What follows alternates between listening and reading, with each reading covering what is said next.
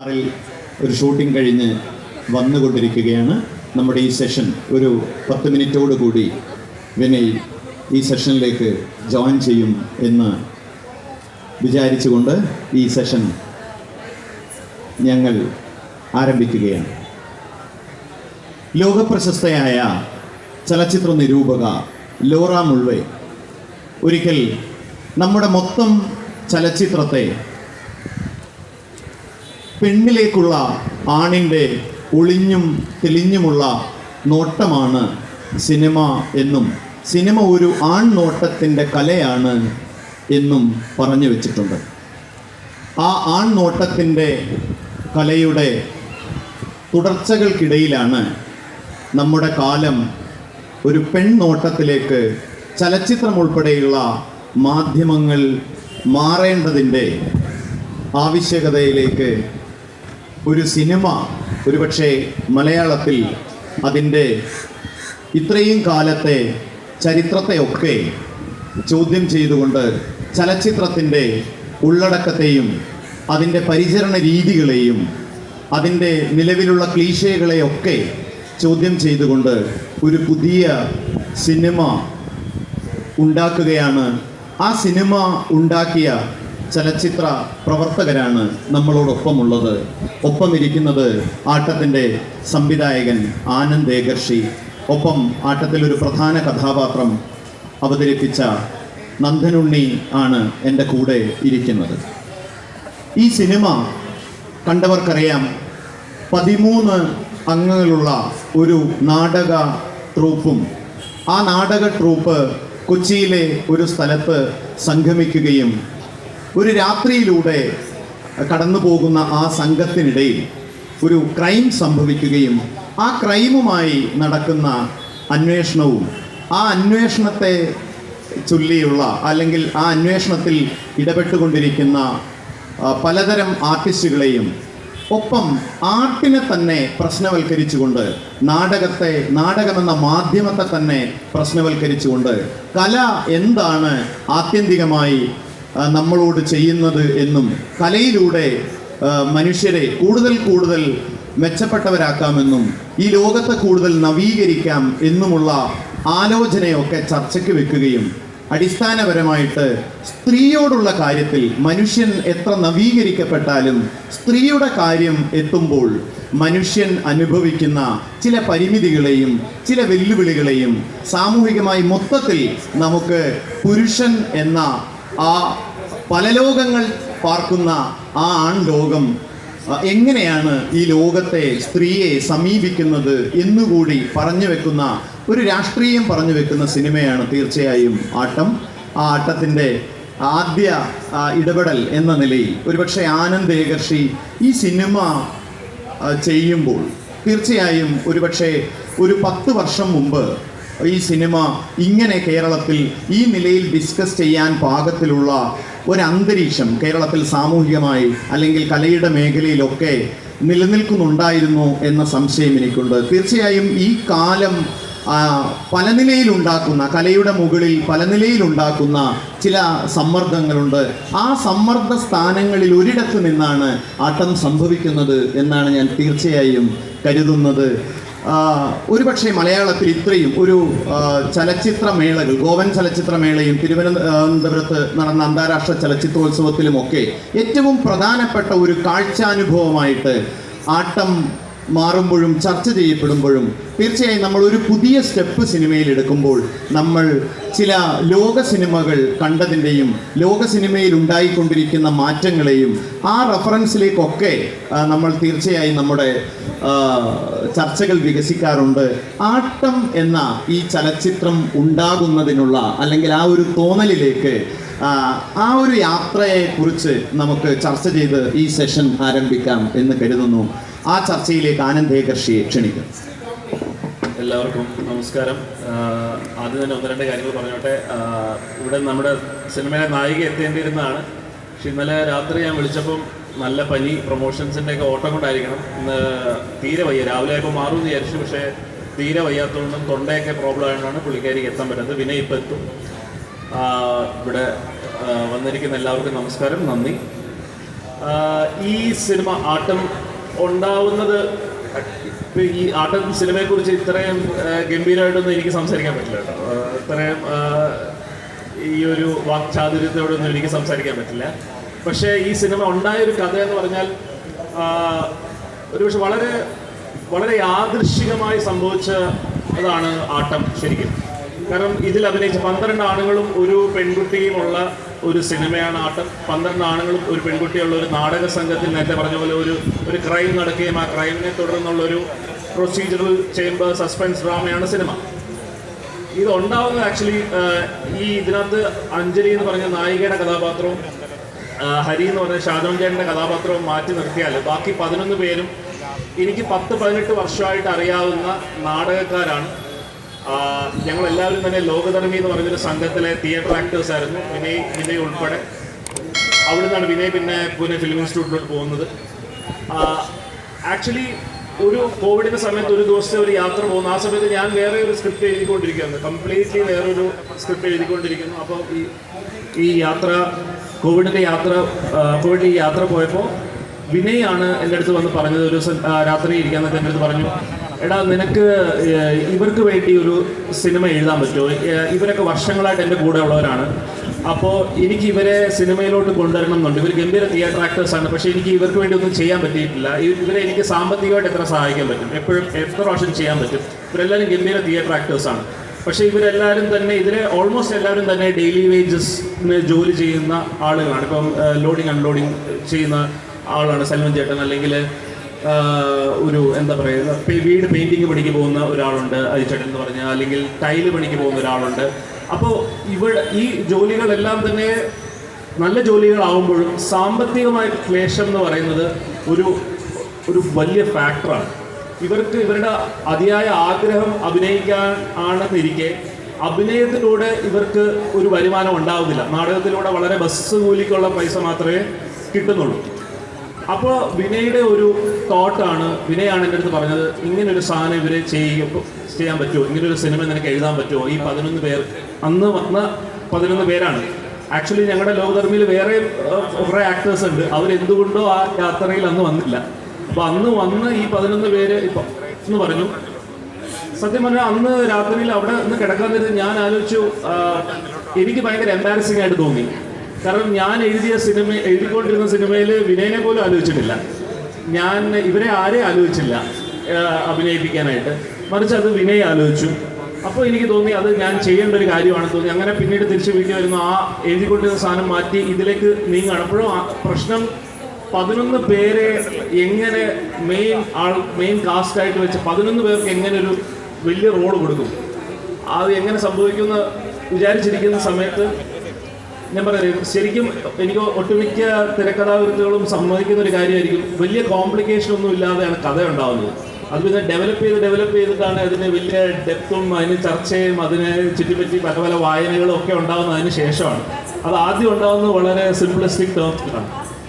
അപ്പോൾ ആക്ച്വലി കുളിച്ചുകൊണ്ടിരിക്കാൻ നേരത്താണ് എനിക്ക് ഈ ഒരു കഥ കിട്ടുന്നത്. ഈ 11 ആണുങ്ങൾ എന്ന് പറയുന്നത് എന്തായാലും അവരെ കാസ്റ്റ് ചെയ്ത് കഴിഞ്ഞു. ഈ കാസ്റ്റിന് വേണ്ടി ഉണ്ടാക്കിയ കഥയാണ്, അല്ലാതെ ഒരു ഐഡിയ വന്നു ഒരു കഥയുണ്ടായി ആ കഥയിൽ നിന്ന് ഉണ്ടായ സിനിമയല്ല. മറിച്ച് ഈ കാസ്റ്റ് ആദ്യം ഉണ്ടായി, ആ കാസ്റ്റിന് വേണ്ടി എങ്ങനെ ഒരു കഥ എഴുതാമെന്ന് ആലോചിച്ചു. അപ്പോൾ 11 ആണുങ്ങളായ സ്ഥിതിക്ക് ഒരു കൂട്ടവും ഒരു വ്യക്തിയും, ഇതായിരുന്നു ആദ്യത്തെ ആലോചന. ഫസ്റ്റ് തോട്ട് അതായിരുന്നു, കളക്റ്റീവ് വേഴ്സസ് ഇൻഡിവിജ്വൽ എന്ന്. ഒരു കൂട്ടം എങ്ങനെയാണ് ഒരു സത്യത്തെ സമീപിക്കുന്നത്, ഒരു വ്യക്തി എങ്ങനെയാണ് ഒരു സത്യത്തെ സമീപിക്കുന്നത്, ഒരു ഇഷ്യൂവിനെ സമീപിക്കുന്നത്, ഒരു ജസ്റ്റിസിനെ സമീപിക്കുന്നത്. കൂട്ടത്തിൻ്റെ മനസ്സെന്താണ്, ഒരു വ്യക്തിയുടെ ബോധം എന്താണ്, കൂട്ടത്തിനൊരു കോൺഷ്യൻസ് ഉണ്ടോ, ഇങ്ങനെ ആലോചിച്ച് ആണ് ഈ സംഭവം ഡെവലപ്പ് ചെയ്തത്. അപ്പോൾ ഈ കൂട്ടം എന്തായാലും 11 ആണുങ്ങളായ സ്ഥിതിക്ക് ആ കഥ കുറേ കൂടെ ഇൻട്രസ്റ്റിംഗ് ആവണമെങ്കിൽ ആ വ്യക്തി ഒരു പെണ്ണായാൽ അത്രയും നല്ലതെന്ന് തോന്നി. അങ്ങനെ ഒരു പെണ്ണാണെന്ന് തീരുമാനിക്കുന്നു. പിന്നീടാണ് ആലോചിച്ചത് എങ്ങനെ വളരെ എക്സിസ്റ്റിംഗ് ആയിട്ടുള്ള ഒരു വിഷയം, എന്നും റെലവൻ്റ് ആയിട്ടുള്ള ഒരു വിഷയം, പ്രത്യേകിച്ച് ഇപ്പം നേരത്തെ പറഞ്ഞ പോലെ ഇന്ന് ഒരുപാട് ഡയലോഗ് നടക്കുന്ന ഒരു വിഷയം എടുത്തിട്ട് ഒരു സിനിമാറ്റിക് ആയിട്ടുള്ള രീതിയിൽ എങ്ങനെ സംസാരിക്കാം, എങ്ങനെ അത് സിനിമയിൽ കൊണ്ടുവരാം, എങ്ങനെ ഉപദേശിക്കാതെ ഭയങ്കര ഹോളിയർ ദാൻ ദോ. എനിക്ക് കുറേ കാര്യങ്ങൾ പറയാനുണ്ട്, കുറേ കാര്യങ്ങൾ ഞാൻ വായിച്ചിട്ടുണ്ട്, അതൊക്കെ ഞാൻ സിനിമയിലൂടെ കാണിക്കാം. ഓഡിയൻസ് കണ്ട് പഠിക്കൂ, ഇങ്ങനൊന്നും അല്ലാതെ വളരെ സിനിമാറ്റിക് ആയിട്ട്, വളരെ ഒരു ഗ്രിപ്പിംഗ് ആയിട്ടുള്ളൊരു സ്റ്റോറി ആയിട്ട്, എന്നാൽ നമുക്ക് പറയാനുള്ള കാര്യം അതിനകത്തൂടെ പറയാതെ പറയാൻ എങ്ങനെ പറ്റും എന്നുള്ളതായിരുന്നു ഇതിൻ്റെ ആലോചന. അതുകൊണ്ട് തന്നെയാണ് അങ്ങനെ ഒരു ക്രൈം സെലക്ട് ചെയ്തതും എല്ലാം. എന്തായാലും കറക്റ്റ് സമയത്ത് വിനയ് വന്നിട്ടുണ്ട്. തുടർന്നോളൂ. വിനയ്ക്ക് ആട്ടത്തിലെ ഏറ്റവും പ്രധാന കഥാപാത്രം ചെയ്ത വിനയ് പോത്തനെ സ്വാഗതം ചെയ്യുന്നു. പിന്നെ ഞാൻ ഈ സിനിമ ഉണ്ടായ കഥ പറയുകയാണ്. വേറൊന്നുണ്ടല്ലോ, അത് കഴിഞ്ഞിട്ട് പിന്നെ ഇത് പറയണ്ടല്ലോ. അപ്പോൾ അങ്ങനെയാണ് ഈ ഫസ്റ്റ് ഈ ഒരു അസോൾട്ട് എടുത്തിട്ട്, ഈ ഒരു ക്രൈം എടുത്തിട്ട് എങ്ങനെ പറയാമെന്ന് ആലോചിക്കുന്നു. പിന്നീട് ഒരു പക്ഷേ ഈ സിനിമ ഇത്രയും പേരുടെ ഒരു സ്വപ്നം ആയതുകൊണ്ടായിരിക്കണം ഇതങ്ങോട്ട്, ഈ കഥ ഞാൻ വിനയുടെ അടുത്ത് പറഞ്ഞു, വിനയ് പറഞ്ഞു നല്ലതാണെന്ന് പറഞ്ഞു, ചെയ്യാമെന്ന് പറയുന്നു. ഇമ്മീഡിയറ്റ്ലി നമ്മൾ തീരുമാനിക്കുന്നത്, കാരണം ഞാൻ ആദ്യമായിട്ട് സംവിധാനം ചെയ്യുന്ന സിനിമ 9 പേരെ ആദ്യമായിട്ട് സിനിമയിലോട്ട് കൊണ്ടുവരുന്നു. ഇങ്ങനെ പ്രൊഡ്യൂസറിനെ കിട്ടും, കാരണം പ്രൊഡ്യൂസറിൻ്റെ പുറകെ അലയാനായിട്ടുള്ള സമയവും ഇല്ല, അതൊരു മെനക്കെട്ട പരിപാടിയാണ്. അപ്പോൾ നമ്മൾ ആലോചിച്ചു, പ്രൊഡ്യൂസറിൻ്റെ അടുത്ത് ഒരു പൈലറ്റ് ഷൂട്ട് ചെയ്യാം, ഒരു 10 മിനിറ്റിൻ്റെ സീൻ, സിനിമയിലെ ഒരു സീൻ സിനിമയായിട്ട് ഷൂട്ട് ചെയ്തിട്ട് പുള്ളിയുടെ അടുത്ത് ചെല്ലാം.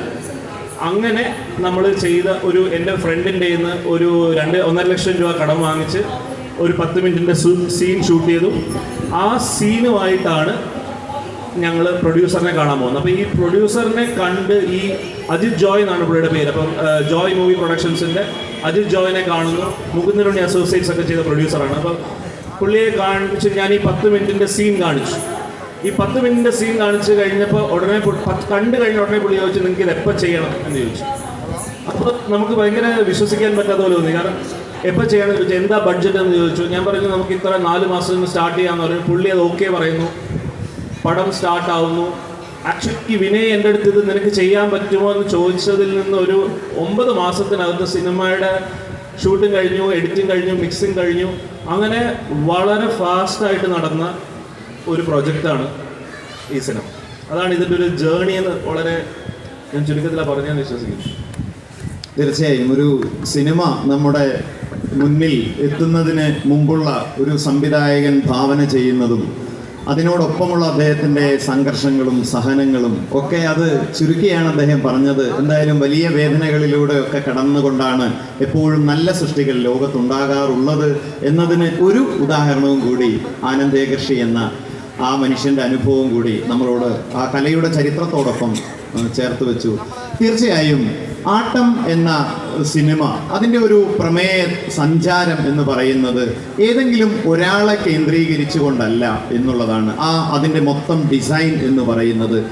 വിനയ് പോത്തനെ പോലെ ഒരാൾ സിനിമകളിൽ ഒരു നായകത്വം ആർജിച്ച് സിനിമകളിൽ ചെയ്തുകൊണ്ടിരിക്കുന്ന ഒരു സന്ദർഭത്തിലാണ് തൻ്റെ കൂടെയുള്ള 13 ആളുകളിൽ ഒരാളായി, ഒരാളായിട്ട് സിനിമ ആട്ടത്തിൽ അദ്ദേഹം ആ കഥാപാത്രത്തെ സ്വീകരിക്കുമ്പോഴും പതിവ് സിനിമകളിലെ നായകത്വമല്ല ഈ സിനിമയിലെ നായകനുള്ളത്. തീർച്ചയായും ഉപേക്ഷിക്കപ്പെടുന്ന, അല്ലെങ്കിൽ കാമുകിയാൽ ഒടുവിൽ ഉപേക്ഷിക്കപ്പെടുന്ന ഒരു നായകൻ എന്നൊക്കെ പല നിലയിൽ നമുക്ക് ക്ലീശകളെ നിരന്തരം ലംഘിച്ചു കൊണ്ടിരിക്കുന്ന സഞ്ചാരമാണ് ആ സിനിമയുടെ ആദ്യാവസാനം എന്ന് നമുക്കറിയാം. തീർച്ചയായും ഇത്തരം സെലക്ഷനാണ് ഒരുപക്ഷെ നല്ല സിനിമകളെ ഉണ്ടാക്കുക. ഒരാളിൽ കേന്ദ്രീകരിച്ചു കൊണ്ടുള്ള ഭാവനയൊക്കെ ഉല്ലംഘിക്കുന്ന കലകളുടെ ഒരു കാലം കൂടിയാണ് പുതിയ ഈ ഒരു ഡീസെൻട്രലൈസേഷൻ്റെ. കലക്ക് കൂടി അത്, അല്ലെങ്കിൽ കലയെ കൂടി അത് ആർജിക്കേണ്ടതുണ്ട് എന്ന തോന്നലിനോട് ചേർന്ന് നിൽക്കാനുള്ള ആ ഒരു ശേഷി തീർച്ചയായും നല്ല സിനിമ ഉണ്ടാക്കുന്നുണ്ട്. അങ്ങനെ ഒരു തെരഞ്ഞെടുപ്പിന്, അല്ലെങ്കിൽ അങ്ങനെ ഒരു ധീരമായ കാൽവെപ്പിന് തയ്യാറാവുന്ന വിനയിൻ്റെ മനസ്സിനെ ആദരിച്ചുകൊണ്ട് അതിലേക്ക് വിനയ് ചേർന്ന് നിൽക്കുന്നതിൻ്റെ ഒരു രാഷ്ട്രീയം കൂടി പറഞ്ഞു വെച്ചുകൊണ്ട് നമുക്ക് വിനയിൽ നിന്ന് തുടങ്ങാം. എല്ലാവർക്കും നമസ്കാരം. ഞാൻ ആദ്യം തന്നെ അതിയായ ക്ഷമ ചോദിക്കുന്ന കാര്യം, ഞങ്ങൾ ഒരു സിനിമ തലശ്ശേരി ഷൂട്ട് ചെയ്യുന്നുണ്ട്. അപ്പോൾ അതിൻ്റെ ചെകുത്താൻ്റെ കടലിൻ്റെ ഇടയിൽ പെട്ട ഒരവസ്ഥയിലായിരുന്നു. എനിക്കാണെങ്കിൽ ഇവിടെ എത്തുകയും ചെയ്യണം, അവിടെയാണെങ്കിൽ പ്രൊഡ്യൂസർ നമ്മളെ പൈസ അഭിനയിപ്പിക്കാൻ വിളിക്കുകയും ചെയ്തു. അപ്പോൾ ഇതിൻ്റെ ഇടയിലുള്ള ഒരു ബാലൻസ് ഉണ്ടല്ലോ. ഇപ്പോൾ ആട്ടം നമ്മളെ സംബന്ധിച്ച് ഇത്ര പ്രധാനപ്പെട്ട ഒരു സിനിമ ആയതുകൊണ്ടിട്ടും, അല്ലെങ്കിൽ ഇവിടെ ഇങ്ങനെ വരാൻ, അല്ലെങ്കിൽ ഇങ്ങനൊരു അവസരം കിട്ടിയപ്പോൾ തീർച്ചയായിട്ടും ഇവിടെ വരണം എന്നുള്ള ആഗ്രഹവും അങ്ങനെ എല്ലാം കൂടി മിക്സ് ചെയ്ത് ഞാൻ വരാൻ വൈകി, ക്ഷമിക്കണം.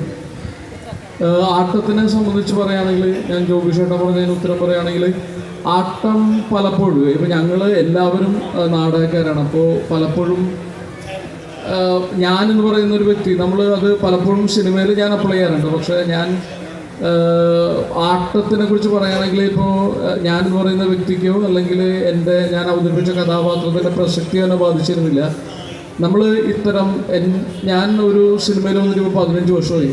അപ്പോൾ 15 വർഷമായിട്ടും പലപ്പോഴും നമ്മളിൽപ്പെട്ട അല്ലെങ്കിൽ എൻ്റെ ഏറ്റവും അടുത്ത സുഹൃത്തുക്കളായിട്ടുള്ള ഞാനൊരു ഡിഗ്രി കാലഘട്ടങ്ങൾ മുതൽ നാടകം കളിക്കണം. അപ്പോൾ എൻ്റെ കൂടെ യാത്ര ചെയ്ത ആളുകളെ പ്രധാന വേഷത്തിൽ വെച്ചിട്ടാണ് ഈ സിനിമ ചെയ്ത്. അപ്പോൾ എൻ്റെ ഈ സിനിമയുടെ ഏറ്റവും വലിയ ലക്ഷ്യം അല്ലെങ്കിൽ ഞങ്ങൾ ഏറ്റവും ഒരു പരമോന്നതമായിട്ടുള്ളൊരു കാര്യം, നമ്മളിൽപ്പെട്ട ഒരു 9 പേർക്ക് ഏറ്റവും നല്ല പെർഫോമൻസ് ബേസ്, അവർ തിയേറ്ററിൽ ഗംഭീര ആക്ടേഴ്സാണ്. അപ്പോൾ അവർക്ക് സിനിമയിൽ അഭിനയിക്കുക എന്ന് പറയുന്ന അവരുടെ ഒരു ജീവിതത്തിലെ ഏറ്റവും വലിയ ലക്ഷ്യമാണ്. അപ്പോൾ അത് പലപ്പോഴും ഞാൻ 15 വർഷമായിട്ട് നമുക്ക് ചെയ്യാൻ പറ്റിയിരുന്നില്ല. അപ്പോൾ എങ്ങനെ ഒരു ഗംഭീര സിനിമ ഉണ്ടാക്കാം, അല്ലെങ്കിൽ ഒരു ഗംഭീര സിനിമയിൽ എങ്ങനെ ഇവർ ഏറ്റവും കംഫർട്ടബിൾ ആയിട്ടുള്ള ഒരു സ്പേസിൽ പ്ലേസ് ചെയ്ത് എങ്ങനെ ഒരു ഗംഭീര വേഷം ഇവർക്ക് ചെയ്യിക്കാൻ പറ്റും എന്ന് പറയുന്ന ആലോചന എന്നാണ്. അപ്പോൾ അതുകൊണ്ട് തന്നെ ഈ പറയുന്ന നായകത്വവും അതിൻ്റെ പൊളിറ്റിക്സും വേറെ എല്ലാം സെക്രട്ടറിയാണ്. എന്നെ സംബന്ധിച്ച് ഒരു ഗംഭീര സിനിമ ഉണ്ടാകുക, അത് ആനന്ദ് അങ്ങനെ ഒരു ഇനീഷ്യേറ്റീവ് എടുത്തപ്പോൾ തന്നെ നമുക്ക് ഒരു കാര്യം ഉറപ്പായിരുന്നു, ഇതൊരു നല്ല സിനിമയായിരിക്കും എന്നുള്ളത്. അതിൻ്റെ അപ്പുറത്തേക്ക് ഈ പറയുന്ന ഇവർക്കൊരു പ്രോപ്പർ ലോഞ്ച് ഉണ്ടാവുക, ഇത് കമേഴ്ഷ്യലി വർക്ക് ആകുക. കാര്യം അത്യന്തികമായിട്ട് സിനിമ പൈസ ഇൻവോൾവ് ചെയ്ത ഒരു പരിപാടിയാണ്. അപ്പോൾ ഏറ്റവും കൂടുതൽ ആളുകളിലേക്ക് സിനിമ എത്തുക. അപ്പോൾ അങ്ങനെ അതിലൂടെ ഇവരൊക്കെ ജീവിക്കാൻ വേണ്ടിയിട്ട് ഇപ്പോഴും ഓട്ടോറിക്ഷ ഓടിക്കുന്ന അല്ലെങ്കിൽ ഇപ്പോഴും ടൈൽ പണിക്ക് പോകുന്ന ആളുകളൊക്കെയാണ്. അപ്പോൾ ഈ സിനിമയ്ക്ക് ശേഷം അവർക്കൊരു ആക്ടേഴ്സ് ലൈഫ് ഉണ്ടാവണം, അല്ലെങ്കിൽ അവർക്കൊരു ആർട്ടിസ്റ്റിക് ലൈഫ് ഉണ്ടാവണം എന്നുള്ള അതായിരുന്നു പ്രയോറിറ്റി. ബാക്കിയുള്ളതൊക്കെ സെക്കൻഡറിയാണ്. പക്ഷേ അതിയായ സന്തോഷമാണ് ഇപ്പോൾ ഇവിടെ ഇരിക്കുമ്പോൾ, അല്ലെങ്കിൽ ഡെയിലി നമ്മൾ ഓൺലൈനിൽ മെസ്സേജസ് ചെക്ക് ചെയ്യുമ്പോഴൊക്കെ അതിയായ സന്തോഷമാണ്. കാര്യം ഇതുവരെ ഒരുപക്ഷെ ഞാൻ അഭിനയിച്ച ഏറ്റവും കൂടുതൽ ഓഡിയൻസ് സിനിമയോ അല്ലെങ്കിൽ അങ്ങനെയുള്ള ക്ലെയിംസ് അല്ല, പക്ഷേ ഏറ്റവും കൂടുതൽ ആളുകൾ എന്നോട് ഇൻ്ററാക്ട് ചെയ്തൊരു സിനിമയാണ്. ഏറ്റവും കൂടുതൽ ആളുകൾ പ്രതികരിച്ച അല്ലെങ്കിൽ ഏറ്റവും കൂടുതൽ ആളുകൾ അവരുടെ അഭിപ്രായം പ്രകടിപ്പിച്ചൊരു സിനിമയാണ്. അപ്പോൾ അതിൻ്റെ സന്തോഷം. തീർച്ചയായും ഒരു ഒപ്പമുള്ള മനുഷ്യർക്ക്, തന്നോടൊപ്പമുണ്ടായിരുന്ന മനുഷ്യർക്ക് കുറച്ചുകൂടി ഉയർന്ന ജീവിത നിലവാരം ആഗ്രഹിക്കുന്ന ഒരാളുടെ ഒരു സാഹോദര്യ തുല്യമായ ഇടപെടൽ കൂടിയാണ് ഈ സിനിമ എന്നുള്ളതിൻ്റെ ഒരു സന്തോഷം കൂടിയാണ് അതിൻ്റെ രാഷ്ട്രീയത്തിനപ്പുറത്തേക്ക് അദ്ദേഹം പങ്കുവച്ചത്. ഈ സിനിമ ഞാൻ അറിഞ്ഞിടത്തോളം ലോകധർമ്മി നാടക ഗ്രൂപ്പിൻ്റെ അല്ലെങ്കിൽ അതിലെ ആർട്ടിസ്റ്റുകളുടെ ഒരു കൂട്ടായ്മ കൊണ്ടുകൂടിയാണ് ഈ സിനിമ സംഭവിച്ചത്. ഒപ്പം തന്നെ ഈ സിനിമ തിരുവനന്തപുരത്ത് ഇൻ്റർനാഷണൽ അല്ലെങ്കിൽ IFFK കഴിഞ്ഞ് നിൽക്കുന്ന ആ സമയത്ത് അവിടെ നിന്ന് സംവിധായകൻ ആ വേദിയിൽ വെച്ച് പങ്കുവെച്ച ഒരു കാര്യം, ഏകദേശം 35 ദിവസക്കാലത്തോളം ഞങ്ങൾ ആർട്ടിസ്റ്റുകളെല്ലാം റിഹേഴ്സൽ ചെയ്ത് അത് പൂർത്തീകരിച്ചതിന് ശേഷമാണ് ഞങ്ങൾ ഈ സിനിമയിലേക്ക് വന്നത് എന്നുള്ളത്. ഈ സിനിമയുടെ ഒരു പ്രധാനപ്പെട്ട ക്വാളിറ്റി ആയിട്ട് സിനിമയുടെ കാഴ്ചയിൽ നമുക്ക് ബോധ്യമാകും. കാരണം ആർട്ടിസ്റ്റുകളുടെ മൂവ്മെൻറ്റ്സും അവരുടെ സംഭാഷണവും അവരുടെ മൊത്തം വിനിമയങ്ങൾക്കകത്ത് ദീർഘകാലം ആ ക്യാരക്ടേഴ്സായി ജീവിച്ചതിൻ്റെ ഒരു പ്രതിഫലനം കൂടിയാണ്, അല്ലെങ്കിൽ അതിൻ്റെ ഒരു സാക്ഷാത്കാരം കൂടിയാണ് ആട്ടം എന്ന് നമുക്ക് മനസ്സിലാകും. തീർച്ചയായും അപ്പോൾ ഒരു സിനിമ എന്ന മാധ്യമത്തിൽ തങ്ങളുടെ പ്രമേയം ആവിഷ്കരിക്കുമ്പോഴും നാടകം എന്ന മാധ്യമത്തിൻ്റെ ഒരു സാധ്യത ഒരു മാസക്കാലത്തോളം ഉപയോഗിച്ച് ഞാൻ പറഞ്ഞു വരുന്നത് ഈ 2 മാധ്യമത്തെയും ചേർത്ത് നിർത്തിയുള്ള ഒരു ആലോചന എന്തിനായിരുന്നു? ഒരുപക്ഷെ അത്തരം ആലോചന ഇല്ലാതെ തന്നെ തീർച്ചയായും പതിവ് സിനിമകൾ പോലെ സെറ്റിൽ ആർട്ടിസ്റ്റുകൾ എത്തുന്നു, ക്യാരക്ടേഴ്സ് ഡിസൈൻ ചെയ്ത് കൊടുക്കുന്നു, അതിനകത്ത് അവർ അഭിനയിച്ച് തുടങ്ങുന്നു. അതിനൊക്കെ അപ്പുറത്ത് ആർട്ടിസ്റ്റുകളെ നേരത്തെ തന്നെ കഥാപാത്രങ്ങളായി ജീവിക്കാനുള്ള പ്രേരണ നൽകാൻ പാകത്തിൽ ഇത്തരമൊരു നാടകം എന്ന മാധ്യമത്തെ, ഒരുപക്ഷെ ആ നാടകത്തിൽ ദീർഘകാലം പ്രവർത്തിച്ചതിൻ്റെ ഭാഗമായിട്ട് സംഭവിച്ചതാണോ അതോ ഇതിൻ്റെ ഒരു ക്വാളിറ്റിയെ സംബന്ധിച്ചുള്ള ആലോചനയിൽ നിന്ന് സംഭവിച്ചതാണ്? ഞാൻ വിശ്വസിക്കുന്നത് എന്താണെന്ന് വെച്ചാൽ ഓരോ സിനിമയും ആവശ്യപ്പെടുന്ന ഒരു ഡിസൈനുണ്ട്. ഓരോ സിനിമയും അത് ചെയ്യേണ്ട അത് ആ സിനിമ തന്നെ ഡിമാൻഡ് ചെയ്യും നമ്മളോട്, ഇത് ഇങ്ങനെ ചെയ്യണമെന്ന്. ഇപ്പോൾ ഈ സിനിമ ഒരുപക്ഷെ ഈ നാടകത്തിൽ നിന്ന് വന്ന സിനിമയിൽ ആദ്യമായിട്ട് അഭിനയിച്ച 9 പേരല്ലായിരുന്നെങ്കിൽ കൂടി ഈ സിനിമയ്ക്ക് ഇത്രയും ദിവസം റിഹേഴ്സൽ വേണ്ടി വരില്ല, പക്ഷേ റിഹേഴ്സൽ വേണ്ടി വരും. ഇപ്പം സിനിമയിലെ ഏത് പ്രഗത്ഭരായ നടന്മാരാണെങ്കിലും ഇതൊരു ഓൺസെമ്പിൾ കാസ്റ്റ് ആയതുകൊണ്ട് ഈ സിനിമയ്ക്കകത്ത് വേറൊന്നുമില്ല. ഈ സിനിമയിൽ ഈ പറഞ്ഞ 13 പേരുടെ പെർഫോമൻസിൽ ഊന്നിയാണ് ഈ സിനിമ ആദ്യ അവസാനം നിൽക്കുന്നത്. അതുകൊണ്ട് ഇതിൻ്റെ പെർഫോമൻസ് എന്ന് പറയുന്നത് പിവറ്റലാണ്. ഇപ്പോൾ ഓരോ സിനിമയ്ക്കും ഒരു ഭയങ്കര ഒരു ആക്ഷൻ ഫിലിമിൽ ആ ആക്ഷൻ എന്ന് പറയുന്നത് പിവറ്റലാണ്. അല്ലെങ്കിൽ ഒരു ഭയങ്കര ഡാൻസും പാട്ടും ഉള്ളൊരു സിനിമയിൽ ആ നല്ല പാട്ടുകൾ, നല്ല ഡാൻസ്, അല്ലെങ്കിൽ ഒരു തമാശ പടത്തിനകത്ത് നല്ല തമാശകൾ ഉണ്ടാവുക എന്ന് പറയുന്നത് പിവറ്റലാണ്.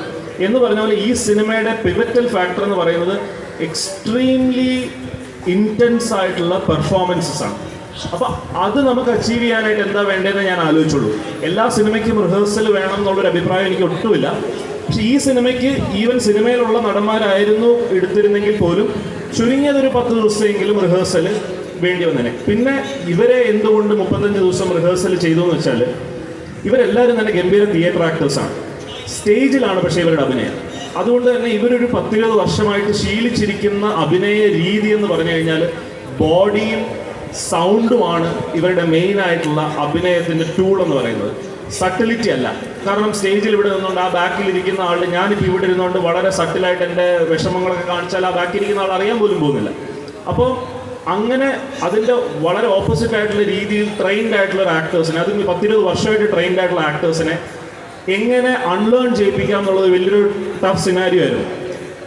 ഇവരുടെ ഒരു ഫിലിം ആക്ടിങ്, തിയേറ്റർ ആക്ടിങ്ങിൽ നിന്ന് ഫിലിം ആക്ടിങ് പോലും അല്ലായിരുന്നു വേണ്ടിയിരുന്നത്.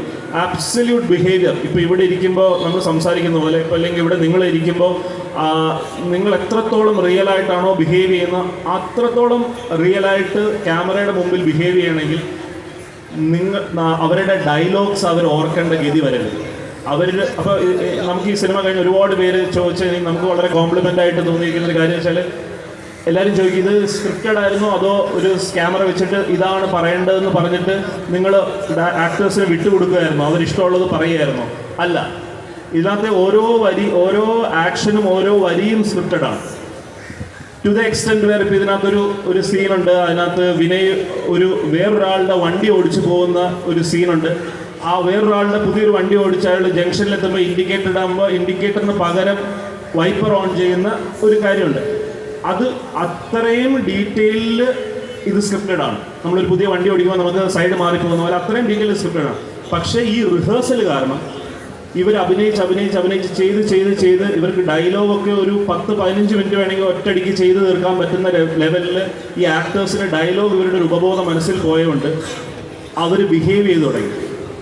ആ ബിഹേവിയർ കൊണ്ടുവരാൻ വേണ്ടിയിട്ടായിരുന്നു നമ്മൾ ക്യാമറ വെച്ചിട്ടാണ് റിഹേഴ്സൽ ചെയ്തത്. ഷോട്ട് ഡിവൈഡ് ചെയ്തിട്ടാണ് റിഹേഴ്സൽ ചെയ്തത്. ഓരോ മൂവ്മെൻറ്റും കൊറിയോഗ്രാഫ് ചെയ്ത് ആണ് റിഹേഴ്സൽ ചെയ്തത്. പിന്നെ സെറ്റിൽ പോയിട്ട് ഒരു 7 ദിവസം റിഹേഴ്സൽ ചെയ്തത്. ഇതെല്ലാം ചെയ്തത് ഈ ഒരു കാര്യത്തിന് വേണ്ടി. കാരണം ഈ സിനിമ ഡിപ്പെൻഡൻ്റ് ഓൺ പെർഫോമൻസസ് ആണ്. അതുകൊണ്ടാണ് ഈ സിനിമ പൊതുവേ ഓഫ് ബീറ്റ് സിനിമകളെല്ലാം നമ്മൾ തിയേറ്ററിനകത്ത് പലപ്പോഴും പരാജയപ്പെടുകയോ അല്ലെങ്കിൽ ഒരു ന്യൂനപക്ഷത്തിൻ്റെ കലയായി മാറുന്ന വളരെ സൗന്ദര്യശാസ്ത്ര മേഖലയിലൊക്കെ നടക്കുന്ന വലിയ ചർച്ചകളോടൊക്കെ ചേർന്ന് നിന്ന് അത്തരം സിനിമകൾക്ക് സപ്പോർട്ട് കൊടുക്കുന്ന ആളിൽ നിന്ന് വ്യത്യസ്തമായി ഒരുപക്ഷെ എനിക്ക് തോന്നുന്നത് ഈ സിനിമ തിയേറ്ററിൽ വന്ന് ആദ്യം ഗോവൻ ഫിലിം ഫെസ്റ്റിവൽ കളിക്കുന്നു, തിരുവനന്തപുരത്ത് നിന്ന് ഏറ്റവും മികച്ച സിനിമയ്ക്കുള്ള അവാർഡ് അവർക്ക് കിട്ടുന്നു. അത് ഒരു നല്ല ലക്ഷണമായിട്ട് വരുന്നത്, അതായത് പലപ്പോഴും ഫെസ്റ്റിവലുകളിൽ മികച്ച സിനിമ എന്ന പേര് കേൾക്കുന്നത് തിയേറ്ററിൽ വരുമ്പോൾ പലപ്പോഴും അത് ആളില്ലാത്ത അല്ലെങ്കിൽ ഒരു ന്യൂനപക്ഷത്തിൻ്റെ ആസ്വാദനമായി ഇടമായി നിൽക്കുന്ന ഒരു സ്ഥലത്ത് നിന്നാണ് ആട്ടം തിയേറ്ററിൽ വരികയും സോഷ്യൽ മീഡിയ മുഴുവൻ പോസിറ്റീവ് റിവ്യൂസ് കൊണ്ട് നിറയുകയും ഒരുപക്ഷെ ഓരോരുത്തരും കാഴ്ചക്കാരെ മറ്റാളുകളെ ഇൻവൈറ്റ് ചെയ്യുന്ന കാഴ്ചക്കാരായിട്ട് മാറുന്ന ഇത് നമുക്ക് കാണാൻ കഴിയും. തീർച്ചയായും ഇതിനകത്ത് അഭിനയിച്ച നടന്മാരെ സംബന്ധിച്ചിടത്തോളമൊക്കെ അത് വലിയ ആഹ്ലാദം ഉണ്ടാക്കിയിട്ടുണ്ടാവും. എൻ്റെ കൂടെ ഇരിക്കുന്ന നന്ദനുണ്ണി 65ഓളം സിനിമകളിൽ അഭിനയിച്ചിട്ടുണ്ട്. തട്ടത്തിൻ മറയത്ത്, പുണ്യാളനകമ്പത്തി, 1983 തുടങ്ങിയ ഒരുപാട് സിനിമകളിലൂടെ കടന്നുപോയ ഒരാൾ തീർച്ചയായും ആട്ടത്തിലേക്ക് എത്തുമ്പോൾ ഉണ്ടാകുന്ന ഒരു എക്സ്പീരിയൻസ്, ഈ പറഞ്ഞ വിനയ് നേരത്തെ പറഞ്ഞു, ഞാൻ അഭിനയിച്ച ഇത്രയും കാലത്തെ സിനിമകൾക്കകത്ത് നിന്ന് ഏറ്റവും കൂടുതൽ റെസ്പോൺസ് ഉണ്ടായിട്ടുള്ള സിനിമ ഇതാണ് എന്ന്. നന്ദനുണ്ണിയെ സംബന്ധിച്ചിടത്തോളം ഈ ഒരു ആട്ടം എക്സ്പീരിയൻസ് വളരെ വ്യത്യസ്തമായ എന്തെങ്കിലും അനുഭവം ഉണ്ടെങ്കിൽ അതും കൂടി ഷെയർ ചെയ്യാം. എല്ലാവർക്കും നമസ്കാരം. അതിന് തന്നെ ഈ KLF വേദിയിൽ വരാനും നിങ്ങളെല്ലാവരും കാണാൻ സാധിച്ചതിൽ ഒരുപാട് സന്തോഷമുണ്ട്. ഈ പറയുന്ന പോലെ ഞാൻ ലോകധർമ്മിൽ വന്നിട്ട് 2005 മുതൽ ലോകധർമ്മിലുണ്ട്. ഈ പറയുന്ന പോലെ നമ്മുടെ എല്ലാവരുടെയും ഒരു കൂട്ടായ്മയിൽ നിന്നുണ്ടായിരുന്ന ഒരു സിനിമയാണ്. ഇത്രയും നാൾ ഞാൻ അറിയപ്പെട്ടിരുന്നത്, ഇപ്പോൾ എല്ലാവരും ആദ്യം കാണുമ്പോൾ തന്നെ ചോദിക്കുന്നത് തട്ടത്തിന്മറ ഇതിലെ കള്ളൻ ക്യാരക്ടർ ചെയ്ത ആളല്ലേ എന്നുള്ള രീതിയിലാണ്. ഇപ്പോൾ ആട്ടം ഇറങ്ങിയതിന് ശേഷം എല്ലാവരും അതിപ്പോൾ ആട്ടത്തിൽ അഭിനയിച്ച ആളല്ലേ എന്നും അത് ഇവിടെ വന്നപ്പോൾ തന്നെ ഒരുപാട് പേര് ചോദിച്ചു. അത് ഭയങ്കര സന്തോഷം. ഈ പറയുന്ന പോലെ നമ്മൾ ഏറ്റവും കൂടുതൽ ഈ സിനിമ ആനന്ദ് നമ്മളെല്ലാവരും പറഞ്ഞ പോലെ തന്നെ റിഹേഴ്സൽ നമ്മൾ ഒരുപാട് ഇതിൻ്റെ ഗുണം ചെയ്തു. എന്ന് വെച്ചാൽ കോവിഡ് സമയമായിരുന്നു. അപ്പോൾ ആർക്കും സിനിമ ഷൂട്ട് പോലും നടക്കാത്തൊരവസ്ഥയായിരുന്നു. അപ്പോഴാണ് നമ്മൾ കൂടുതലും റിഹേഴ്സലിലേക്ക് നമുക്കത് ഒരുപാട് നമ്മളെ സഹായിച്ചു. ഒരു സ്ക്രിപ്റ്റ് ഫുള്ള് അല്ലെങ്കിൽ നമ്മളെ സിനിമയിലേക്ക് വിളിക്കുന്നത് ഒരു ക്യാരക്ടറുണ്ട് ചെയ്യണം. നമ്മൾ മലർവാടിയിലായിരുന്നു ഞാൻ ഓഡീഷനിലൂടെ വന്നത്. അതിന് മുമ്പ് സിനിമകളിൽ ചാൻസ് ചോദിച്ച് നടക്കുന്ന ഒരു രീതിയൊക്കെ ആയിരുന്നു. പിന്നെ ഓഡീഷൻ കാലഘട്ടം തുടങ്ങിയപ്പോൾ ഒരുപാട് ഓഡീഷനിൽ പോയതിൽ എനിക്ക് ജെനുവിനിറ്റി തോന്നിയതും എനിക്ക് ആ സിനിമയിലേക്ക് പങ്കെടുക്കാൻ സാധിച്ചതിലൊക്കെ അത് മലർവാടി ആർട്സ് ക്ലബ്ബായിരുന്നു ജെനുവിനായിട്ട് തോന്നിയൊരു ഓഡീഷൻ. അതിനുശേഷം ഒരുപാട് സിനിമകൾ നമ്മളെ വിളിക്കുമ്പോൾ ഇന്ന ക്യാരക്ടറുണ്ട് വന്ന് ചെയ്യുക, നമ്മൾ ആ സമയത്തായിരുന്നു നമ്മുടെ അടുത്ത് പറഞ്ഞിരുന്നത്. പക്ഷേ ഈ സിനിമയെ സംബന്ധിച്ച് ഈ പറയുന്ന പോലെ ഒരു സ്ക്രിപ്റ്റ് ഫുള്ള് ഈ 12 പേരുണ്ടെങ്കിൽ 11 പേരുണ്ടെങ്കിൽ എല്ലാവർക്കും അവരവരുടെ ഡയലോഗ്സ് ഏത് സമയത്ത് വിളിച്ചെണീച്ച് നമ്മളോട് സംസാരിക്കാൻ അത് കാണാപ്പാടമാണ്. എൻ്റെ ഡയലോഗ് എൻ്റെ മാത്രമല്ല, ഇപ്പം മറ്റുള്ള കൂടെയുള്ള അഭിനയിക്കുന്ന ആളുകളുടെ പോലും ഡയലോഗ്സ് എല്ലാവർക്കും കാണാപ്പാടമായിരുന്നു. അപ്പോൾ അത് നമുക്ക് ഒരുപാട് ഗുണം ചെയ്തു സിനിമയെ സംബന്ധിച്ച്. അപ്പോൾ അത് ആ അത്രയും 30 ദിവസത്തെ റിഹേഴ്സലും പിന്നെ ഇതെല്ലാം നമ്മൾ ഒരുപാട് സപ്പോർട്ട് ചെയ്തു. അപ്പോൾ അത് ആ സിനിമ ഇപ്പോൾ ഈ പറയുന്ന പോലെ ഒരുപാട് ഫെസ്റ്റിവലിലൊക്കെ പോയതും ഒരുപാട് അംഗീകാരങ്ങളൊക്കെ കിട്ടിയത് നമുക്ക് ഭയങ്കര സന്തോഷം നൽകുന്ന ഒരു കാര്യമാണ്. അപ്പോൾ അത്രയും നല്ലൊരു വേഷം ചെയ്യാൻ പറ്റിയത് നമ്മുടെ ഒരു കുടുംബത്തിൽ നിന്ന് തന്നെ ആയതിലൊക്കെ ഒരുപാട് സന്തോഷം. അപ്പോൾ അതിൻ്റെ ഇപ്പോഴും ഈ സിനിമ ഒരുപാട് പേര് കണ്ടിട്ട് നമ്മളെ നല്ല എല്ലാ അഭിപ്രായങ്ങൾ അറിയിക്കുന്നുണ്ട്. ഇവിടെ എത്ര പേര് സിനിമ കണ്ടു എന്ന് എനിക്കറിയില്ല. ആട്ടം കണ്ടവർ എല്ലാവരും ഇഷ്ടപ്പെട്ടു എന്നറിഞ്ഞാലൊക്കെ ഒരുപാട് സന്തോഷം. ഇപ്പം ഈ നന്ദൻ അവസാനം പറഞ്ഞ ഇവിടെ എത്ര പേർ കണ്ടു എന്നുള്ളത് ഒരു കാഴ്ച അടിസ്ഥാനപരമായ രാഷ്ട്രീയ പ്രവർത്തനമാണ്. ഒപ്പം തന്നെ നമ്മൾ കൊടുക്കുന്ന ഒരു കലയ്ക്ക് കൊടുക്കുന്ന ഒരു വലിയ പിന്തുണയുണ്ട്. അതെനിക്ക് വലിയ ഇഷ്ടം തോന്നിയ സമീപകാല അനുഭവങ്ങളിലൊന്ന്, കഴിഞ്ഞ ദിവസം മമ്മൂട്ടി ആട്ടം കാണുകയുണ്ടായി.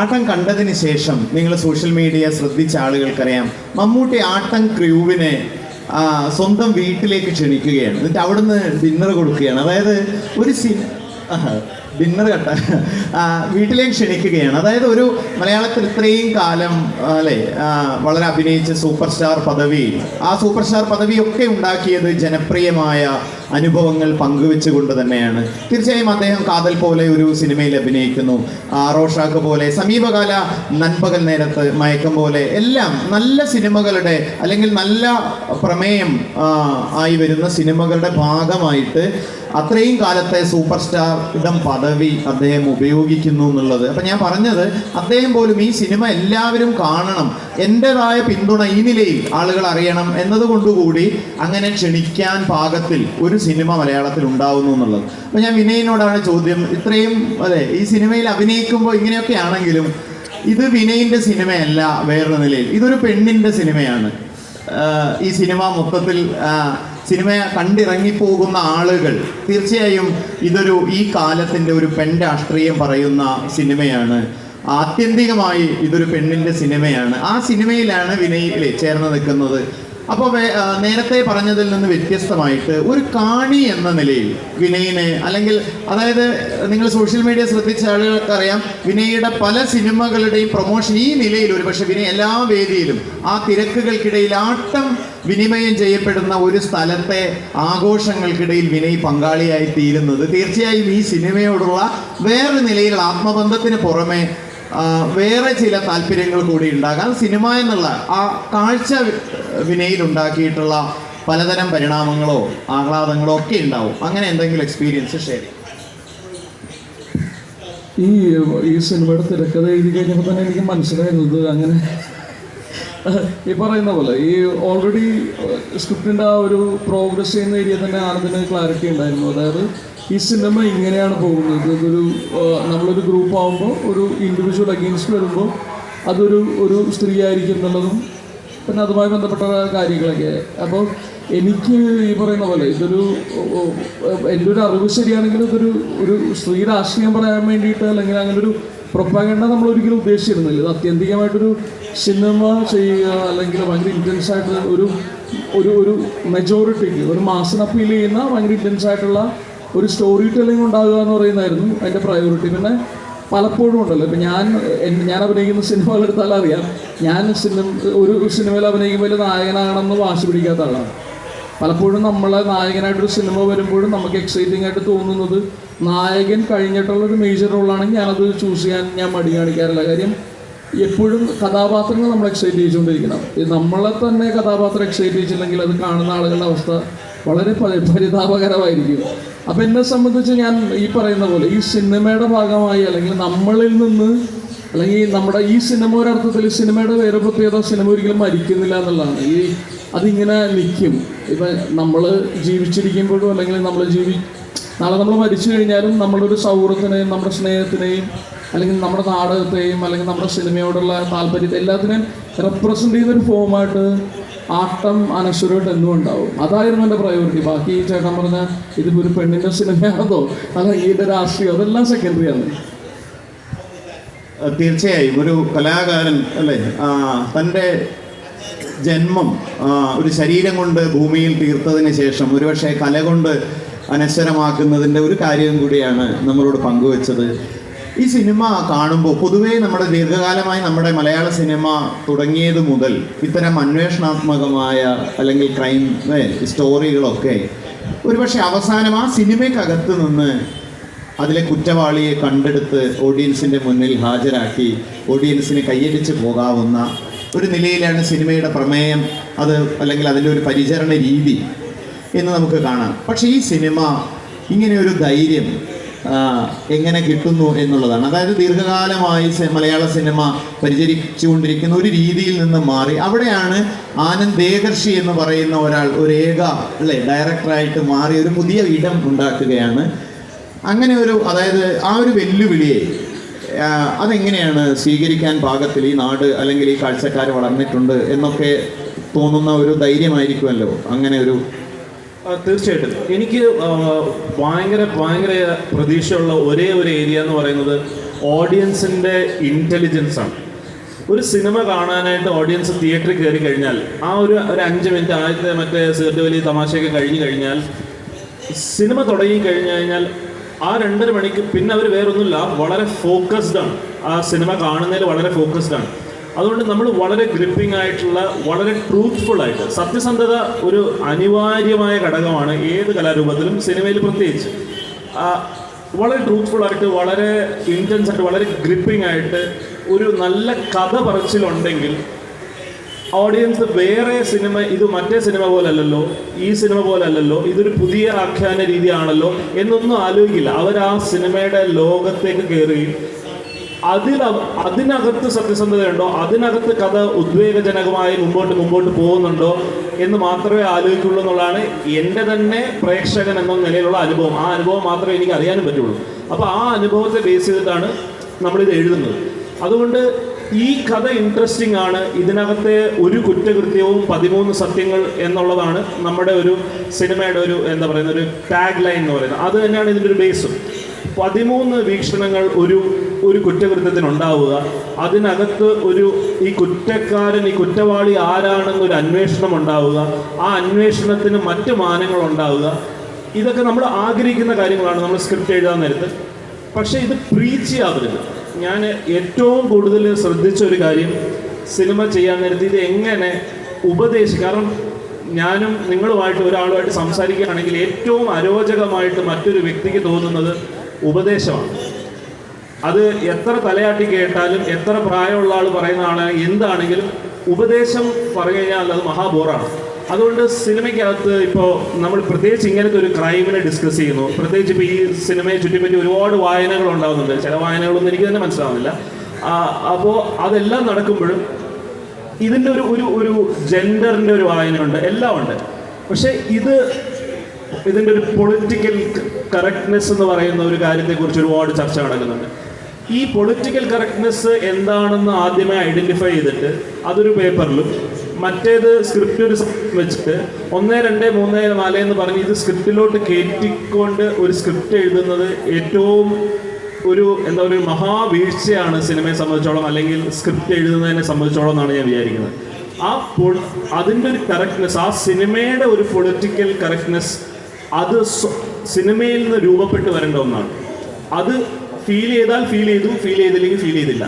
അത് ഇമ്പോസ് ചെയ്യേണ്ട ഒന്നല്ല, അത് പറഞ്ഞ് ബോധിപ്പിക്കേണ്ട ഒന്നല്ല. അത് ആ ക്രിയേറ്ററിലുണ്ട് എങ്കിൽ ഉണ്ട്, അത് എൻ്റെ ഉള്ളിലുണ്ടോ അത് എഴുതുന്ന ആളുടെ ഉള്ളിലുണ്ടോ ഇല്ലയോ എന്നുള്ളത് വളരെ വ്യക്തമായിട്ട് ഓഡിയൻസിന് മനസ്സിലാവും സിനിമ കാണുമ്പോൾ. അത് പറഞ്ഞ് ഇനി ഉണ്ട് എന്ന് ഞാനൊരു 100 പോയിന്റ് ഇട്ട് പറഞ്ഞാലും ഓഡിയൻസിന് മനസ്സിലാവും കള്ളത്തരമാണ് മനസ്സിലാവും, കള്ളനാണെന്ന് മനസ്സിലാവും, ഇത് വെറുതെ കൈയടി കിട്ടാൻ വേണ്ടി എഴുതിയതാണെന്ന് മനസ്സിലാവും. ഇത്രയും ട്രാൻസ്പെറൻ്റ് ആയിട്ടൊരു മീഡിയമാണ് സിനിമ എന്ന് പറയുന്നത്. അപ്പോൾ നമ്മൾ വളരെ ശ്രദ്ധിക്കേണ്ട ഒരു ഏരിയയാണ്. നമ്മളെ, അതായത് അദ്ദേഹം പറഞ്ഞത് വളരെ പ്രധാനപ്പെട്ട, നമ്മളെ ഓഡിയൻസിൻ്റെ ഇൻ്റലിജൻസിനെയാണ് എൻ്റെ ആദ്യ വിശ്വാസം എന്നുള്ളത് വളരെ കൈയടിക്കേണ്ട ഒരു കാര്യമാണ് അദ്ദേഹം പറഞ്ഞു വെച്ചത്. ഈ സിനിമയുടെ എനിക്ക് മറ്റൊരു കൗതുകം തോന്നിയത്, ഈ സിനിമയിലെ ഷാജോണും അതിലെ നായിക സരിൻ ഷിഹാബും അവരുടെ ക്യാരക്ടേഴ്സ് ഒഴിച്ച് ബാക്കി വിനയ് എന്ന പേരിലാണ്, നന്ദൻ എന്ന പേരിലാണ്. ബാക്കി ആർട്ടിസ്റ്റുകൾക്കൊക്കെ അവരുടെ ഒറിജിനൽ പേര് കൊടുത്ത് ആ ഒറിജിനൽ അല്ലെങ്കിൽ അതിനകത്തെ ഒരു ആ സ്പേസിൽ ഇവരൊക്കെ എങ്ങനെ പെരുമാറും, ആ പെരുമാറ്റത്തിൽ ഒടുവിൽ ഇവരെല്ലാം കുറ്റവാളികളായി തീരുന്ന ഒന്നിലേക്കാണ് അവരുടെ ഒറിജിനൽ ഐഡൻറ്റിറ്റിയെ നിലനിർത്തി, ആ പേരിനെ അങ്ങനെ നിലനിർത്തിയിട്ട് അതെങ്ങനെ ഒരു ധൈര്യം കിട്ടുന്നല്ല ആർട്ടിസ്റ്റുകൾ അതെങ്ങനെ സ്വീകരിക്കും? ഇപ്പോൾ ഇവരെല്ലാവരും, ഈ ആക്ടേഴ്സ് എല്ലാവരും പറയുന്നൊരു കംപ്ലൈൻറ്റ് എന്ന് പറഞ്ഞാൽ, നീ ഈ തെമ്മാടി തരം കാണിച്ചതുകൊണ്ട്, ഞങ്ങളുടെ തന്നെ പേര് കഥാപാത്രത്തിൽ ഇതുകൊണ്ട് ഇതിനകത്തെ സ്വഭാവം ഞങ്ങളുടെ ആണ് എന്നാണ് എല്ലാവരും ചോദിക്കുന്നത്. അപ്പോൾ വിനയടുത്തൊക്കെ ഇത് തന്നെയാണോ വിനയുടെ സ്വഭാവം സിനിമയിൽ കാണിക്കുന്നത്, ഇതേപോലത്തെ മാനിപ്പുലേഷനും വൃത്തിയുടെ ഒക്കെ ആണോ എന്ന് ചോദിക്കുമ്പോൾ അല്ല എന്ന് വിനയനെ എങ്ങനെ പറയാൻ പറ്റുമെന്നൊന്നും എനിക്ക് മനസ്സിലാവുന്നില്ല. ഇല്ല, ഈ ഒരു നടൻ എന്നുള്ളത് ഇത് തമാശയായിട്ട് എടുക്കുകയാണ്. പക്ഷേ എല്ലാ ആളുകളും ഈ സിനിമയുടെ പെർഫോമൻസിൻ്റെ സത്യസന്ധതയെ കുറിച്ചിട്ടും അല്ലെങ്കിൽ സ്ക്രിപ്റ്റില്ല നിങ്ങൾ ഇംപ്രവൈസ് ചെയ്തണോ എന്നൊക്കെ ചോദിക്കുമ്പോഴും അതിൻ്റെ ഒരു ഏറ്റവും സന്തോഷമുള്ളൊരു കാര്യം എന്ന് പറഞ്ഞാൽ, ഇവനെ ഞങ്ങൾ 20 വർഷത്തോട് സുഹൃത്തുക്കളാണ്. അപ്പം ഞാനിവനെ നന്ദാന്ന് വിളിക്കുന്ന ഒരു രീതിയുണ്ട്. നന്ദാന്ന് ഇടയ്ക്ക് വിളിക്കും, ചിലപ്പോൾ വേറെ എന്തെങ്കിലുമൊക്കെ വിളിക്കും. അപ്പോൾ എന്താ, ഞങ്ങൾക്ക് ഇത് മുഴുവൻ ഈ സിനിമയിൽ ചെയ്യാൻ പറ്റി. സിനിമയിൽ വേറൊരു കഥാപാത്രമാവുമ്പോൾ ആ കഥാപാത്രത്തിൻ്റെ പേര് വിളിക്കുന്നതും ഈ സിനിമയിൽ നമ്മൾ പരസ്പരം ഒരുപക്ഷെ മായും പായും ഒക്കെ വിളിക്കുമ്പോഴും അത് നമുക്കിടയിൽ പറയുന്ന കാര്യങ്ങളാണ്. അപ്പോൾ നമുക്കിത് ഭയങ്കര നമ്മൾ രണ്ടുപേരും കൂടെ ഇത് 35 ദിവസം ഈ പറയുന്ന റിഹേഴ്സൽ പരിപാടി നോക്കിയത്. അപ്പോൾ അതിൻ്റെ ആദ്യം പറഞ്ഞു ഇത് മറ്റേ തിയേറ്റർ ആക്ടിങ്ങിൽ നിന്ന് ഫിലിം ആക്ടിങ്ങിലേക്ക് കൊണ്ടുവരാമെന്ന് പറഞ്ഞു. അപ്പോൾ ഏതാണ്ട് ഫിലിം ആക്ടിങ് സെറ്റ് ആയി കഴിഞ്ഞപ്പോൾ പുള്ളി പറഞ്ഞു ഇനി ഫിലിം ആക്ടിങ് പാടില്ല എന്ന് പറഞ്ഞു. അതായത് ആബ്സല്യൂട്ട്ലി നമ്മുടെ ലൈഫിൽ ബിഹേവ് ചെയ്യുന്ന തരത്തിലേക്കുള്ള ഒരു അവസ്ഥ, കൂടുതലും ഭാസ്കർ പരാതിയുടെയൊക്കെ സിനിമയൊക്കെ കണ്ടിട്ട് ഈ ഒരു അവസ്ഥയിലേക്ക് നമുക്ക് എത്തിപ്പെടണം എന്ന് പറയുന്ന ഒരു ആഗ്രഹം ഉണ്ടായിരുന്നു. അപ്പോൾ ഇതിനൊക്കെ ഈ പറയുന്ന പേരുകളുണ്ടല്ലോ, എനിക്ക് ആലോചിക്കണ്ടല്ലോ, ഒരു ക്യാരക്ടർ നെയിം ആലോചിക്കണ്ട. എനിക്ക് സെൽവൻ ചേട്ടാന്ന് ഇപ്പോൾ ഒരുപക്ഷെ ഒരു കഥാപാത്രത്തിൻ്റെ പേര് സെൽവൻ ചേട്ടാന്നാണെങ്കിൽ ഞാനത് വിളിക്കുന്ന രീതിയും ഇതിലെ സെൽവൻ ചേട്ടാ എന്നുള്ള വിളിയും തമ്മിൽ ഭയങ്കര ഡിഫറൻസ് ഉണ്ട്. പിന്നെ ഈ സിനിമയിലെ കഥാപാത്രവും ഞാൻ എന്ന് പറയുന്ന വ്യക്തിയുടെ ക്യാരക്ടറായിട്ട് യാതൊരു ബന്ധവുമില്ല കേട്ടോ. അതൊക്കെ എന്നിട്ട് സിനിമയിൽ വിനയ് തെറി പറയുന്നുണ്ട്. തെറി ഇപ്പം നമ്മളൊക്കെ പറയുന്ന പരിപാടിയല്ല. ഞാൻ ചുരുളിയിൽ അഭിനയിച്ച ആളാണ്, എനിക്ക് അതെ, ചുരുളി നമ്മെ സംബന്ധിച്ചിടത്തോളം അല്ലേ, നമ്മുടെ ഉള്ളിൽ ഉള്ള കെട്ടിക്കിടക്കുന്ന മുഴുവൻ കാര്യങ്ങളെ സിനിമ വലിച്ച് പുറത്തിടാൻ പാകത്തിലുള്ള ഒരു പ്രമേയമായിരുന്നു ചുരുളി നമ്മുടെ മുന്നിൽ കാണിച്ചത്. തീർച്ചയായും നമ്മുടെ ഈ സെഷൻ നിങ്ങളുടെ കൂടി പങ്കാളിത്തം കൊണ്ടാണ് ഇത് പൂർത്തീകരിക്കേണ്ടത്. അതുകൊണ്ട് തന്നെ പ്രേക്ഷകരുടെ ഒരുപാട് ആളുകൾ ഈ സിനിമ കണ്ടവരുണ്ടാകും. നിങ്ങൾക്കിടപെടാനുള്ള അവസരമാണ്. എനിക്ക് സാറിനോടാണ് ചോദിക്കാനുള്ളത്. എൻ്റെ പേര് അലൻ. പെട്ടെന്ന് ചോദിക്കാം, പഴയ കാലത്തെ സ്ക്രിപ്റ്റ് റൈറ്റേഴ്സിനെ സംബന്ധിച്ചും ഇപ്പോൾ ഉള്ള സ്ക്രിപ്റ്റ് റൈറ്റേഴ്സിനെ സംബന്ധിച്ചും പൊളിറ്റിക്കൽ കറക്റ്റ്നെസ് എന്നൊരു സംഭവമുണ്ട്. അത് ആവിഷ്കാര സ്വാതന്ത്ര്യം, ഇപ്പോൾ സാറിൻ്റെ ഈ ആട്ടം എന്നുള്ള ഒരു മൂവിയെ സംബന്ധിച്ച് സാറിന് അത് എഫക്റ്റ് ചെയ്തിട്ടുണ്ടോ? അത് യഥാർത്ഥത്തിൽ ഒരു എഴുത്തുകാരൻ്റെ സ്വതന്ത്രമായ എഴുത്തിൽ പൊളിറ്റിക്കൽ കറക്റ്റ്നെസ് ബാധകമാകാറുണ്ടോ സാറിൻ്റെ ആവിഷ്കാരത്തിൽ? ഒന്നാമത്തെ കാര്യം വളരെ കോംപ്ലക്സ് ആയിട്ടുള്ള ഒരു വിഷയമാണ്. അതുപോലെ അത് തന്നെ ഒരു 3-4 മണിക്കൂർ നമ്മൾ ഇരുന്ന് ഡിസ്കസ് ചെയ്യേണ്ട ഒരു വിഷയമാണ്. എന്താണ് പൊളിറ്റിക്കൽ കറക്റ്റ്നെസ് എന്ന് പറയുന്നത്, എന്താണ് ശരി. ഞാൻ എപ്പോഴും ആലോചിക്കുന്നത് ഒരു പാട്ട്, ഒരു മ്യൂസിക്, AR റഹ്മാൻ ഒരു മ്യൂസിക് കമ്പോസ് ചെയ്തു, വരികളില്ല എന്ന് വിചാരിക്കുക. ഈ മ്യൂസിക്കിൽ എന്താണ് പൊളിറ്റിക്കൽ കറക്റ്റ്നെസ് ഇരിക്കുന്നത്? ഒരു പെയിൻറ്റിങ് എക്സിബിഷന് പോയി, ഒരു പെയിൻറ്റിങ് കണ്ടിട്ട് ഇതിൽ എന്താണ് പൊളിറ്റിക്കൽ കറക്റ്റ്നെസ്? ആ പെയിൻറ്റിങ്ങിൻ്റെ ശരി എന്താണ്, പെയിൻറ്റിങ്ങിൻ്റെ തെറ്റെന്താണ്?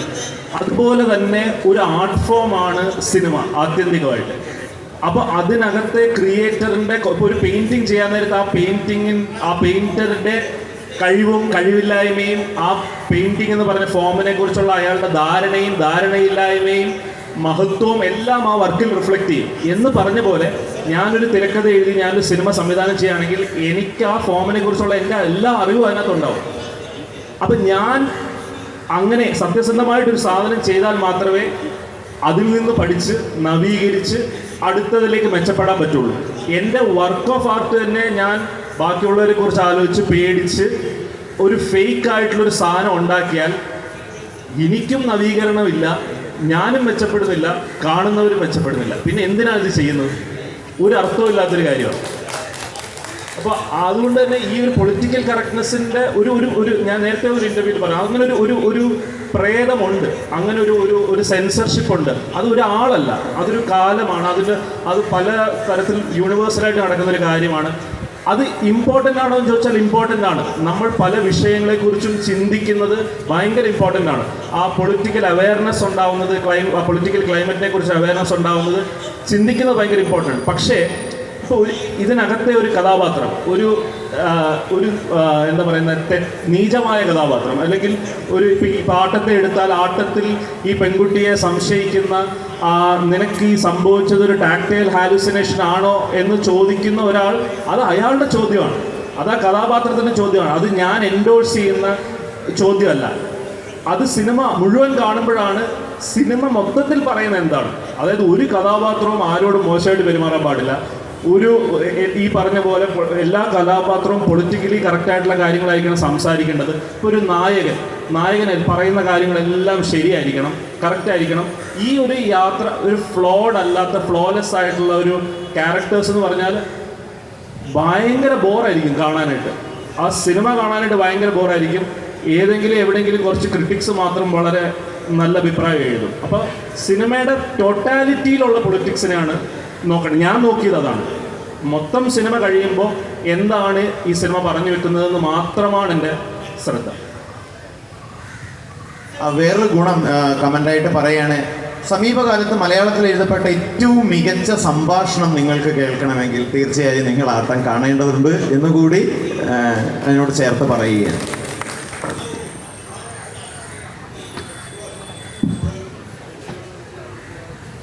ഹൈലോ, ഞാൻ അഭിനന്ദ്. IFFK വെച്ച് പടം കാണാൻ സാധിച്ചിട്ടുണ്ടായിരുന്നു. ഇതിനെ ചേട്ടനൊക്കെ അന്ന് നമ്മളെ കലാഭവനിൽ നിന്നൊരു നിങ്ങൾ ഇറങ്ങിപ്പോകുന്ന ഓർമ്മയുണ്ടായിരുന്നില്ലേ? അപ്പോൾ എനിക്ക് ചോദിക്കാനുള്ളത്, കാരണം ഇത്രയും മനോഹരമായൊരു സൃഷ്ടി ഒന്നിന് ആദ്യമേ ഒരു നന്ദി പറയുകയാണ് ടീമിനോട്. എല്ലാവരെയും അന്ന് പരിചയപ്പെടാൻ സാധിച്ചിട്ടുണ്ടായിരുന്നു. IFFK ഒരു അനുഭവം പറയാമോ പടത്തിൻ്റെ? കാരണം ടീമിനോട് മൊത്തമായിട്ടാണ് ചോദിക്കുന്നത്. കാരണം ഒരുപാട് പ്രശ്നങ്ങൾ അവിടെ ഉണ്ടായിട്ടുണ്ടായിരുന്നു അതുമായി സംബന്ധിച്ച്. സോ അതിൻ്റെ അനുഭവം ഒന്ന് പറയാമോ IFFK പ്രശ്നം ഉണ്ടായിരുന്നു? അതല്ല, പ്രശ്നം മീൻസ് നിങ്ങൾ കാണികൾ റഷായിട്ട് വന്നല്ല, അതിനെക്കുറിച്ചൊന്ന് അത് ഭയങ്കര സന്തോഷമുള്ള കാര്യമല്ല. അല്ല, അതിനെപ്പറ്റി ഒന്ന് പറയാവുന്ന ആ ഒരു എക്സ്പീരിയൻസിനെ പറ്റി. സാധാരണ പോലീസിൻ്റെ വണ്ടിയൊക്കെ വന്നെന്ന് പറയുമ്പോൾ നമുക്ക് ഭയങ്കര പേടിപ്പെടുത്തുന്നതാണല്ലോ. അവിടെ പോലീസിൻ്റെ വണ്ടി വന്നു.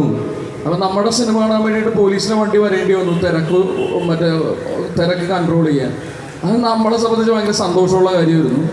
പിന്നെ IFFK എന്ന് പറഞ്ഞു കഴിഞ്ഞാലുണ്ടല്ലോ, നമുക്ക് ഈ പറയുന്ന പോലെ എനിക്ക് വീട്ടിൽ വിഷു, ഓണം, ക്രിസ്മസ് ഒക്കെ പറയുന്നതിലും എനിക്ക് മനസ്സുകൊണ്ട് സന്തോഷമുള്ളതും ഒക്കെ ഉള്ളൊരു ഫെസ്റ്റിവൽ. അത് നമ്മുടെ കുടുംബത്തിൽ നടക്കുന്ന ഒരു പരിപാടി പോലെയാണ്. അപ്പോൾ ഈ വർഷം എനിക്ക് 2 സിനിമ ഉണ്ടായിരുന്നു, ആട്ടോ ഉണ്ടായിരുന്നു, ഫാമിലി ഉണ്ടായിരുന്നു. അപ്പോൾ അതുകൊണ്ട് ഭയങ്കര ഹാപ്പിനെസ് ആയിരുന്നു. മറ്റ് ഈ പറയുന്ന പോലെ ചില സിനിമകളൊക്കെ നമ്മൾ വളരെ പ്രിയപ്പെട്ട സിനിമകളൊക്കെ ഇരിക്കും, അത് IFFK മാത്രം പ്രദർശിപ്പിച്ച് അങ്ങനെ ഇല്ലാണ്ടാക്കി ആയിട്ടുണ്ട്. അപ്പോൾ അതുകൊണ്ട് തന്നെ IFFK എന്ന് പറയുന്നത് തന്നെ നമ്മുടെ വീട്ടിലെ പോലത്തെ ഒരു പരിപാടിയാണ്. അവിടെ നമ്മളുടെ ഒരു സിനിമയായിട്ട് ചെല്ലാൻ പറ്റിയതും അല്ലെങ്കിൽ ഇത്രത്തോളം റിസപ്ഷൻ, എനിക്ക് തോന്നുന്നു ഈ സിനിമയുടെ വിജയത്തിൻ്റെ ഒരു വലിയ പങ്ക് IFFK കൂടി ഡിസർവ് ചെയ്യുന്നുണ്ട്. കാര്യം ഏതോ ഒരു സിനിമ വന്നു എന്നുള്ളതിൻ്റെ അപ്പുറത്തേക്ക് IFFKയിൽ ഇത് കാണിച്ച്, താൻ നേരത്തെ പറഞ്ഞാൽ പോലീസിൻ്റെ വണ്ടി വന്നു, തിരക്കായി, നമുക്ക് എവോർഡൊക്കെ കിട്ടിയെന്ന് പറഞ്ഞു കഴിഞ്ഞപ്പോൾ ജനങ്ങളുടെ ശ്രദ്ധ കുറച്ചുകൂടി സിനിമയിലേക്ക് കൊണ്ടുവരാൻ നമ്മൾ ഒരുപാട് സഹായിച്ചു. അപ്പോൾ IFFK ഭയങ്കര ഹാപ്പി മെമ്മറീസാണ്. എന്തായാലും അതോട് ചേർത്ത് പറയാനുള്ളത്, ഇപ്പോൾ വിനയ് പറഞ്ഞു പോലീസ് വന്നു, ഞാനവിടെ ഉണ്ടായിരുന്നു, പോലീസുകാർ വരുന്നു, ആളുകളുടെ തള്ളിക്കയറ്റം. അതുപോലെ പോലീസുകാർ വരികയും ആളുകളുടെ തള്ളിക്കയറ്റം ഉണ്ടാവുകയും ചെയ്യുന്ന പുറത്തെ തിയേറ്ററുകൾ സങ്കല്പിക്കുന്ന ഒരു കാലം ഞാൻ ആഗ്രഹിക്കുകയാണ്. അങ്ങനെ ഒരു കാലം തീർച്ചയായും ആട്ടം പോലത്തെ ഒരു സിനിമയ്ക്ക് പുറത്ത് തിയേറ്ററിൽ പോലീസ് വരികയും ആളുകളെ നിയന്ത്രിക്കാൻ പറ്റാവുകയും ചെയ്യുന്ന ഒരു കാലം തീർച്ചയായും കേരളം ഭാവന ചെയ്യുന്ന ഏറ്റവും ഉന്നതമായ ഒരിടമായിരിക്കും എന്ന് ഞാൻ കാണുന്നു. തീർച്ചയായും ഈ തിയേറ്ററിലേക്ക് വന്നപ്പോൾ ഉണ്ടായിട്ടുള്ള ചില എക്സ്പീരിയൻസ്, ഒരുപക്ഷെ അത് അവിടുത്തെ ഡീലിങ്സ്, ആ തിയേറ്റർ ഉടമകളുടെ അല്ലെങ്കിൽ തിയേറ്റർ, അങ്ങനെ ഒരു കാര്യം കൂടി ആട്ടവുമായി ബന്ധപ്പെട്ട് പറയാനുണ്ടാകും എന്ന് കരുതിക്കൊണ്ട് തിയേറ്ററിൽ വന്നതിന് ശേഷമുള്ള ഒരു എക്സ്പീരിയൻസ് ഒന്ന് പങ്കുവെക്കും. അതായത് ഭയങ്കര, ഞാൻ ആദ്യം എപ്പോഴും വിചാരിച്ചിരുന്നത് സിനിമയിൽ ഏറ്റവും ടഫസ്റ്റ് ആയിട്ടുള്ള കാര്യം എഴുത്താണ് എന്നുള്ളതാണ്. എഴുത്താണ് സിനിമയിൽ ഏറ്റവും ടഫസ്റ്റ്. ഇന്ന് ഞാനിപ്പോൾ സിനിമ ഇറങ്ങിക്കഴിഞ്ഞ് മനസ്സിലാക്കുന്നൊരു കാര്യം, അതെല്ലാം എളുപ്പമാണ്. ഒരു സിനിമ റിലീസ് ചെയ്ത് തിയേറ്ററിൽ ഇത് എത്തിക്കലാണ് ഏറ്റവും ടഫസ്റ്റ് ആയിട്ടുള്ള. ഇവിടെ സിനിമ ചെയ്യാൻ ആഗ്രഹിക്കുന്ന ആരെങ്കിലും ഉണ്ടെങ്കിൽ മനസ്സിലാക്കിയുള്ള ഏറ്റവും ടഫസ്റ്റ് ആയിട്ടുള്ള, അല്ലെങ്കിൽ ഈ പറഞ്ഞ പോലെ സൂപ്പർ സ്റ്റാർ പടങ്ങൾ, സൂപ്പർ ഡിസ്ട്രിബ്യൂട്ടേഴ്സ്, സൂപ്പർ പ്രൊഡ്യൂസേഴ്സ് ഉള്ള ആ ലേബൽ, ടോപ്പ് ലെയർ ലേബൽ ഉള്ള അതല്ലാത്ത എല്ലാ സിനിമകളും. ഇപ്പം ആട്ടത്തിൻ്റെ ഈ ഒരു കഴിഞ്ഞ കുറച്ച് ദിവസങ്ങളായിട്ട് നമ്മൾ എക്സ്ട്രീംലി സാഡ് ആൻഡ് ഇറിറ്റേറ്റഡ് ആയിട്ടുള്ള അവസ്ഥ ഉണ്ടായി. കാരണം പടം ഇറങ്ങി, ഇപ്പം ഇങ്ങനൊരു സിനിമ എങ്ങനെയാണ് വളരുന്നത്? ഇത് വേർഡ് ഓഫ് മൗത്തിലൂടെയാണ് വളരുന്നത്. ആളുകൾ പറഞ്ഞ് ബാക്കിയുള്ളവരിലേക്ക് എത്തേണ്ട സിനിമയാണ്. ഇങ്ങനെയുള്ള സിനിമകൾ ഉണ്ടാവണ്ടേ? ഇങ്ങനെയുള്ള സിനിമകൾ പ്രൊഡ്യൂസ് ചെയ്ത പ്രൊഡ്യൂസറിന് അയാൾക്ക് തിരിച്ച് കാശ് കിട്ടാത്തിടത്തോളം, നമുക്കെല്ലാം വലിയ തത്വം പറയാനൊക്കെ ഭയങ്കര എളുപ്പമാണ്.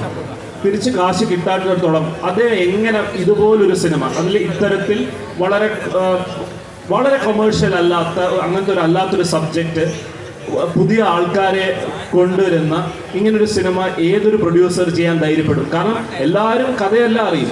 അപ്പോൾ അതുകൊണ്ട് തന്നെ ആട്ടത്തിൻ്റെ വാണിജ്യ വിജയം ഭയങ്കര ഇമ്പോർട്ടൻ്റ് ആണ്. അപ്പോൾ ഇത് റിലീസായി കഴിഞ്ഞ് ഒരു 3-ാമത്തെ ദിവസം വന്നപ്പോഴത്തേക്കും തുടങ്ങിയ ദിവസത്തിൻ്റെ ട്രിപ്പിൾ കളക്ഷൻ വന്നു. എറണാകുളത്ത് പല തിയേറ്റേഴ്സിലും 9 ഷോ വരെ കളിച്ചു. ഒരു ദിവസം 9 ഷോ കളിച്ചു. അങ്ങനെ വന്നിട്ട് ഏറ്റവും വിഷമകരമായൊരു കാര്യം വെച്ചാൽ, അങ്ങനെ വന്നിട്ട് വ്യാഴാഴ്ചയിൽ നിന്ന് വെള്ളിയാഴ്ച വരുമ്പോഴത്തേക്കും, വെള്ളിയാഴ്ച കുറേ പടങ്ങൾ വരുന്നു, പുതിയ പടങ്ങൾ, വലിയ പടങ്ങൾ വരുന്നു, തമിഴ് പടങ്ങൾ വരുന്നു, എല്ലാ പടവും. സഡൻലി ഈ 9 നിന്ന് ഒറ്റ ഷോ ആയിട്ട് കുറയ്ക്കുകയാണ്. You understand? അപ്പോൾ ഇത് ചില സ്ഥലങ്ങളിൽ, ഇപ്പോൾ കൊച്ചി പോലുള്ള സ്ഥലത്ത് കമ്മ്യൂണിക്കേഷൻ വളരെ ഫാസ്റ്ററാണ്. കുറച്ചുകൂടെ ഒരു റൂറൽ ആയിട്ടുള്ള സ്ഥലത്ത് ഇത് തമ്മിൽ അറിഞ്ഞു വരാനായിട്ട് ഫേസ്ബുക്കും ഇൻസ്റ്റാഗ്രാമും സ്ഥിരമായിട്ട് യൂസ് ചെയ്യാത്ത ആളുകളുടെ ഇടയിലേക്ക് ഇത് പറഞ്ഞു വരാനായിട്ടുള്ളൊരു സമയം കൊടുക്കണം. ഇതേ തിയേറ്റർ ഓണേഴ്സിന് അറിയാം, നമ്മൾ പോയി സംസാരിക്കാൻ, അവരെല്ലാവരും പറയുന്നത് നല്ല പടമാണ്, നല്ല ആളുണ്ട്, എല്ലാം ഉണ്ട്. അപ്പം ഒരു 70% ഓക്യുപ്പൻസി പോലും പോരാ, അല്ലെങ്കിൽ ഒരു മൊത്തത്തിൽ ഒരു ദിവസത്തെ കളക്ഷൻ പോലും പോരാ. ഈ വെള്ളിയാഴ്ച ഈ പുതിയ പടങ്ങൾ വരുമ്പോഴത്തേക്കും ഒറ്റ ഷോ ആയി കുറയ്ക്കുന്നു. നമുക്ക് തരുന്ന ഒരു ഷോ എന്നൊക്കെ പറഞ്ഞു കഴിഞ്ഞാൽ രാവിലെ 9 മണി അല്ലെ 10 മണി, ആര് വരാനാണ്?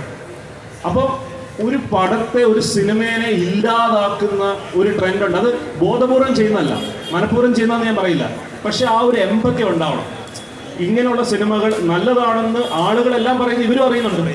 അതായത് പിന്നെ എനിക്ക് തോന്നുന്നു ഒരു റിവ്യൂ പോലും, അത് മഹാഭാഗ്യമായിട്ട് ഞാൻ കരുതുന്നു, അതൊരു വലിയ സംഭവമായിട്ട് ഞാൻ കരുതില്ല, പക്ഷെ മഹാഭാഗ്യമായിട്ട് കാണുന്നു. ഒരു റിവ്യൂ പോലും, അത് ഏറ്റവും സോഷ്യൽ മീഡിയയിൽ എന്താ പറയുന്നത്, വളരെ ഫേമസ് ആയിട്ടുള്ള ആളുകൾ ആയിക്കോട്ടെ, ഈ പറയുന്ന സോഷ്യൽ മീഡിയ താരങ്ങളായ റിവ്യൂവേഴ്സ് ആയിക്കോട്ടെ, അങ്ങ് മുകളിലോട്ട് ഹിന്ദു ആയിക്കോട്ടെ, വയർ ആയിക്കോട്ടെ, ഇന്നലെ തന്നെ 2 അമേരിക്കൻ റിവ്യൂവേഴ്സ് ഉണ്ടായിരുന്നു. ഈ എല്ലാ റിവ്യൂസും, ഒരു 10-40ഓളം റിവ്യൂസ് ആട്ടത്തെക്കുറിച്ച് എക്സ്ട്രീംലി പോസിറ്റീവായിട്ടുള്ള റിവ്യൂസാണ്. ആളുകൾ, ജനങ്ങൾ ഏറ്റെടുത്ത് ഓരോരുത്തരെ കാണിക്കുന്നു. ഇങ്ങനൊരു സിനിമ സംഭവിക്കുമ്പോൾ തിയേറ്റർ ഓണേഴ്സിനും കൂടെ ഒരു ഉത്തരവാദിത്വമുണ്ട്. ഇപ്പം ഞാൻ പറയുന്ന ഒരു പോസ്റ്റ്മാൻ തീരുമാനിക്കുകയാണ് ഞാൻ വലിയ വലിയ മുതലാളിമാരുടെ കത്ത് മാത്രമേ വീട്ടിലെത്തിക്കുള്ളൂ എന്ന് പറഞ്ഞാൽ ബാക്കിയുള്ളവർ പിന്നെ എന്തിനാ കത്ത് എഴുതുന്നു? എല്ലാവരുടെയും കത്ത് വീട്ടിലെത്തിക്കാനുള്ളൊരു റോൾ ഈ പോസ്റ്റ്മാൻ ഉണ്ട്. അപ്പോൾ ഇതിൻ്റെ ഒരു സപ്പോർട്ട് തിയേറ്റർ ഓണേഴ്സും ആളുകളും, ഞാൻ പറയുന്ന ആളുകൾ ആവശ്യപ്പെട്ട ക്വസ്റ്റ്യൻ ചെയ്യേണ്ട ഒരു കാര്യം കൂടെയാണ്. ഇങ്ങനെ ഷോ ഇല്ലാതാക്കുക, കുറയ്ക്കുക. ആളുകൾ എത്ര പേരാണ് വിളിച്ച് ചോദിക്കുന്നത് ഷോ ഞങ്ങൾക്ക് കാണണമെന്നുണ്ട്, ഇവിടെ ഷോ ഇല്ല, സ്ഥലത്തെങ്കിലും ഷോ ഇല്ല, 10-30 കിലോമീറ്റർ ട്രാവൽ ചെയ്താലേ ഉണ്ട്. അപ്പോൾ മൾട്ടിപ്ലെക്സുകളിലും സിറ്റിയിലുള്ളവരും മാത്രം കണ്ടാൽ മതിയോ സിനിമ? ബാക്കിയുള്ളവരൊക്കെ സിനിമ കാണണ്ടേ? അപ്പോൾ ഇതൊരു കോർ പ്രോബ്ലമാണ്, അഡ്രസ്സ് ചെയ്യപ്പെടേണ്ട പ്രോബ്ലമാണ്, കൂട്ടായി ഒരുമിച്ചിരിക്കേണ്ട തീരുമാനമാണ്. എങ്ങനെ എല്ലാ സിനിമകൾക്കും ഒരു സ്പേസ് കൊടുക്കാമെന്ന് ആലോചിക്കേണ്ട കാര്യമാണ്. അല്ലാതെ ഒരു സിനിമയുടെ റൺ എന്ന് പറഞ്ഞാൽ ഒരാഴ്ചയല്ല. എത്ര നല്ല സിനിമയാണെങ്കിലും ഒരാഴ്ച കഴിയുമ്പോഴത്തേക്കും അടുത്ത സിനിമ. സർപ്ലസ് ഓഫ് സിനിമയുടെ പ്രോബ്ലം ഉണ്ട്, ഇല്ലെന്ന് ഞാൻ പറയുന്നില്ല. അതിനെ മാനേജ് ചെയ്യേണ്ട ഒരു ഉത്തരവാദിത്വമുണ്ട്. അല്ലെങ്കിൽ എന്താ സംഭവിക്കുക വെച്ചാൽ വലിയ താരങ്ങളും വലിയ കാശ് മുടക്കിയ സിനിമകളും മാത്രം നിലനിൽക്കുകയും ബാക്കി എല്ലാ സിനിമകളും ഭയങ്കര അഭിപ്രായം കേൾക്കുന്നു, ഭയങ്കര റിവ്യൂ വന്നു എന്ന് പറഞ്ഞിട്ട് എന്താ കാര്യം? ഒരു കാര്യമില്ല. ആ പ്രൊഡ്യൂസറിന് ഇത് പൈസ തിരിച്ച് കിട്ടാതെ, ഇപ്പൊ എനിക്ക് വേറൊരു സിനിമ, എനിക്ക് ഈസിലി അടുത്തൊരു സിനിമ ചെയ്യാൻ പറ്റും. ഇതിൽ അഭിനയിച്ച അഭിനേതാക്കൾക്ക് എല്ലാവർക്കും വേറെ സിനിമ കിട്ടും. പക്ഷെ ആ പ്രൊഡ്യൂസറിന് ഈ ഒരു സിനിമ ചെയ്യാൻ താല്പര്യപ്പെടുമോ അദ്ദേഹം? വളരെ പിവറ്റലായിട്ടുള്ള ക്വസ്റ്റ്യൻ ആണ്. കാരണം ഈ പറയുന്ന അജിത് ജോയ് എന്ന് പറഞ്ഞ ആൾ ചെയ്ത 4 സിനിമയിൽ 4 നവാഗത സംവിധായകരാണ് കൊണ്ടുവന്നത്. ഏത് പ്രൊഡ്യൂസർ ചെയ്യും? ആദ്യത്തെ അദ്ദേഹം ചെയ്ത 4 പടങ്ങളിൽ 4 നവാഗത സംവിധായകരെ കൊണ്ടുവന്നു. അപ്പോൾ ഇനി അദ്ദേഹം അത് ചെയ്യുമോ? അല്ലെങ്കിൽ ഈ കഥ കേട്ടാൽ ഇപ്പം ആട്ടം, അതുകൊണ്ടാണ് ആട്ടത്തിൻ്റെ വാണിജ്യ വിജയം ഭയങ്കര ഇമ്പോർട്ടൻ്റ് ആവുന്നത്. ആട്ടം ഇപ്പോഴും തിയേറ്ററിലുണ്ട്, ഇപ്പോഴത് കയറി വരുന്നുണ്ട്. അത് അല്ലെങ്കിൽ വേറൊരാൾ ഈ കഥ കേട്ടിട്ട് ഡിസ്ഹാർട്ടൻ്റ് ആവും, വേറൊരു പ്രൊഡ്യൂസർ എന്ന് പറയുന്നത്. അതൊരു സീരിയസ് ഇഷ്യൂ ആണ്. ഇതുവരെ എനിക്ക് ആട്ടത്തെ കുറിച്ച് പറയാനുള്ളത്. അടുത്ത ചോദ്യത്തിലേക്ക്. ഹലോ, ഓൾറെഡി നിങ്ങൾ പറഞ്ഞു പൊളിറ്റിക്കൽ കറക്റ്റ്നെസ് എന്തോ ഒരു പ്രേതാണെന്ന്, പിന്നെ ഇതൊരു പെർഫോമൻസ് ആണ് ശ്രദ്ധിക്കുന്നത്, പൊളിറ്റിക്സ് സെക്കൻഡറി ആണെന്ന് പറഞ്ഞു. എങ്കിലും ചോദിക്കാതിരിക്കാൻ പറ്റാത്തത് കൊണ്ട് ചോദിക്കുകയാണ്. നിങ്ങളുടെ സിനിമ പോസ്റ്ററിൽ കണ്ട ഒരു ഡയലോഗാണ് ഓൾറെഡി ഇപ്പോൾ റിപ്പീറ്റ് ചെയ്തു. അതായത് ഒരു കുറ്റകൃത്യം 13 സത്യങ്ങൾ. ആർക്കാണ് 13 സത്യങ്ങളുള്ളത്? ഒരു സ്ത്രീയെ സംബന്ധിച്ചിടത്തോളം അതിന് ഒറ്റ സത്യമല്ലേ ഉള്ളൂ. എന്തിനാണ് നമ്മൾ ഈ പറഞ്ഞ പോലെ 13 സത്യങ്ങൾ എന്ന് പറയുന്നത് 13 ആണുങ്ങളുടെ സത്യമാണ്. ഒരു സ്ത്രീയെ സംബന്ധിച്ചിടത്തോളം, അല്ലെ അബ്യൂസ് അണ്ടർഗോ ചെയ്തിട്ടുള്ള ഏതൊരു മനുഷ്യനെ സംബന്ധിച്ചിടത്തോളം ഒരു സത്യമേ ഉള്ളൂ. അതല്ലേ ഉള്ളൂ. ഒന്ന് ആലോചിച്ച് നോക്കിയാൽ, നമ്മൾ പോസ്റ്ററിനകത്ത് ഒരു കുറ്റകൃത്യം ഒരു സത്യം എന്ന് പറഞ്ഞാൽ സിനിമയില്ല. ഈ സിനിമ എന്താണ്? സിനിമ കണ്ടിരുന്നോ? സിനിമ എന്താണ്? അതാണ് ഞാൻ നേരത്തെ പറഞ്ഞത്. ചോദിച്ചത് വളരെ കറക്റ്റാണ്. നമ്മൾ സിനിമ എന്താണ് അവസാനം പറഞ്ഞു വെക്കുന്നത് എന്നുള്ളതാണ്. സിനിമ തുടക്കം മുതലേ ശരി പറഞ്ഞു തുടങ്ങിയാൽ സിനിമയിൽ എവിടെ കോൺഫ്ലിക്റ്റ്? സിനിമ തുടങ്ങിയപ്പോൾ മുതൽ എല്ലാവരും കറക്റ്റായിട്ടുള്ള കാര്യങ്ങൾ പറയുകയാണെങ്കിൽ സിനിമയിൽ കഥയില്ല, ഒരു കോൺഫ്ലിക്റ്റ് ഇല്ല. ഒരു വില്ലൻ ഇല്ലെങ്കിൽ എങ്ങനെയാണ് നായകന് ജയിക്കാൻ പറ്റുന്നത്? ആ പെൺകുട്ടി അവസാനം ജയിക്കുന്നത്, അവസാനത്തെ ഞാൻ ക്ലൈമാക്സിലോട്ട് പറയുന്നില്ല, ഇപ്പോഴും സിനിമ ഓടുന്നുണ്ട്. ആ പെൺകുട്ടിയുടെ ജേണി ഉണ്ടാവുന്നത്, പെൺകുട്ടിയുടെ ഒരു റൈസ് ഉണ്ടാവുന്നത് അത്രയും കോൺഫ്ലിക്റ്റിംഗ് ആയിട്ടുള്ള ക്യാരക്ടേഴ്സ് അപ്പുറത്തുള്ളതുകൊണ്ടാണ്. അത്രയും പൊളിറ്റിക്കലി ഇൻകറക്റ്റ് ആയിട്ടുള്ള കാര്യങ്ങൾ ചുറ്റിനും നടക്കുന്നത് കൊണ്ടാണ് ആ ഒരു പൊളിറ്റിക്കൽ റൈറ്റ്നെസ്സിലേക്ക് ആ കുട്ടി ഉയരുന്നത്. അതില്ലെങ്കിൽ എങ്ങനെയാണ് സിനിമ ഉണ്ടാവുന്നത്? ഇപ്പം എല്ലാവരും, എല്ലാ കഥാപാത്രം, എനിക്കിത് ഭയങ്കര ബേസിക് ആയിട്ടാണ് തോന്നുന്നത്. വളരെ ബേസിക്കാണ്. കാരണം എല്ലാവരും ശരി പറഞ്ഞു കഴിഞ്ഞാൽ പിന്നെ എവിടെയാണ് കഥയുള്ളത്? നമ്മൾ ഈ കഥ എന്ന് പറയുന്നത് റേപ്പാണല്ലോ. അത് മീൻസ് ഇപ്പോൾ ഉള്ളൊരു പൊതുവേ ഉള്ളൊരു ട്രെൻഡായിട്ട് തോന്നിയിട്ടുണ്ട്. റേപ്പ് എന്ന് പറയുന്നത് എല്ലാവരും ഇമോഷണലി ട്രിഗർ ചെയ്യുന്ന ഒരു കാര്യമാണ്. ഏറ്റവും ഒടുവിൽ നേര് പോലുള്ളൊരു സിനിമ വരുമ്പോൾ അത് ഹിറ്റാണ്. കാരണം എല്ലാവർക്കും അത് ട്രിഗർ ആവും. ഇതിനെ ഇങ്ങനെ കൊമേഴ്ഷ്യൽ ആക്കുന്നിടത്തോളം, കൊമേഴ്ഷ്യൽ വാല്യൂ ഉണ്ടാകുന്നിടത്തോളം ഇങ്ങനൊരു സിനിമ ചെയ്യുമ്പോൾ വളരെ ബേസിക് ആയിട്ട് നമ്മൾ നിൽക്കേണ്ടത് അയാളുടെ പക്ഷത്താണല്ലോ. സിനിമ എങ്ങനെയാണ് നിൽക്കുന്നത്? എനിക്ക് ഈ സിനിമ ആ സ്ത്രീയുടെ പക്ഷത്താണെന്ന് തോന്നിയിട്ടില്ല. അതുകൊണ്ടാണ് ചോദ്യം ചോദിച്ചത്. എനിക്ക് ഈ സിനിമ ആ സ്ത്രീയുടെ പക്ഷത്താണെന്നാണ് തോന്നിയിട്ടുള്ളത്. എന്ത് ചെയ്യാൻ പറ്റും? ഒന്നും ചെയ്യാൻ പറ്റില്ല. അതുകൊണ്ടാണ് ചോദിച്ചത്. കാരണം ഈ സിനിമ കണ്ട എല്ലാവരും ഒരു പക്ഷേ ഞാൻ എന്നോട് പറഞ്ഞ ഓൾമോസ്റ്റ് 99%, ഒരുപക്ഷെ ആദ്യമായിട്ടായിരിക്കും ഞാനിത് കേൾക്കുന്നത് ഈ സിനിമ ആ സ്ത്രീയുടെ പക്ഷത്തല്ല നിൽക്കുന്നതെന്ന് ഞാൻ കേൾക്കുന്നത് ആദ്യമായിട്ടായിരിക്കും. നിങ്ങൾ ആഗ്രഹിച്ച റെസല്യൂഷൻ ആയിരിക്കണമെന്നില്ല ആ കഥാപാത്രത്തിന് കിട്ടിയിട്ടുണ്ടാവും. ഒരു സ്ത്രീക്ക് ഒരു സെക്ഷൽ അസോൾട്ട് നേടുമ്പോൾ ആ ഒരു പ്രേക്ഷകൻ എന്ന നിലയിൽ നിങ്ങൾ ആഗ്രഹിക്കുന്ന റെസല്യൂഷൻ തന്നെ സംഭവിക്കണം. ഞാൻ വിചാരിക്കുന്ന രീതിയിൽ തന്നെ ആ കുട്ടി പ്രതികരിക്കണം എന്ന് പറഞ്ഞാൽ അങ്ങനെ അല്ലല്ലോ ജീവിതത്തിൽ സംഭവിക്കുന്നത്.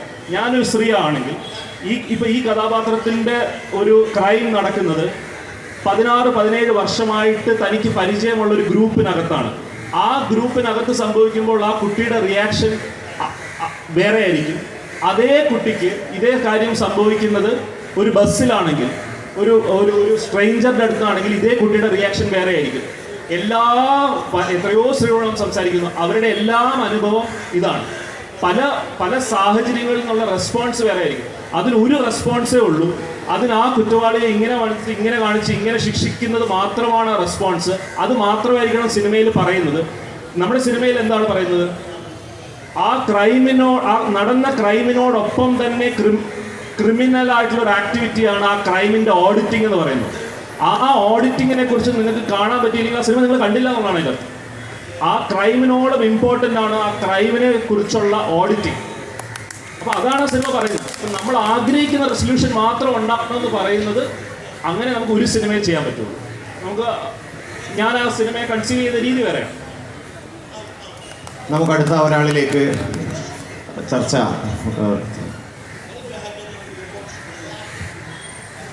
വലത് സൈഡിൽ അവിടെ.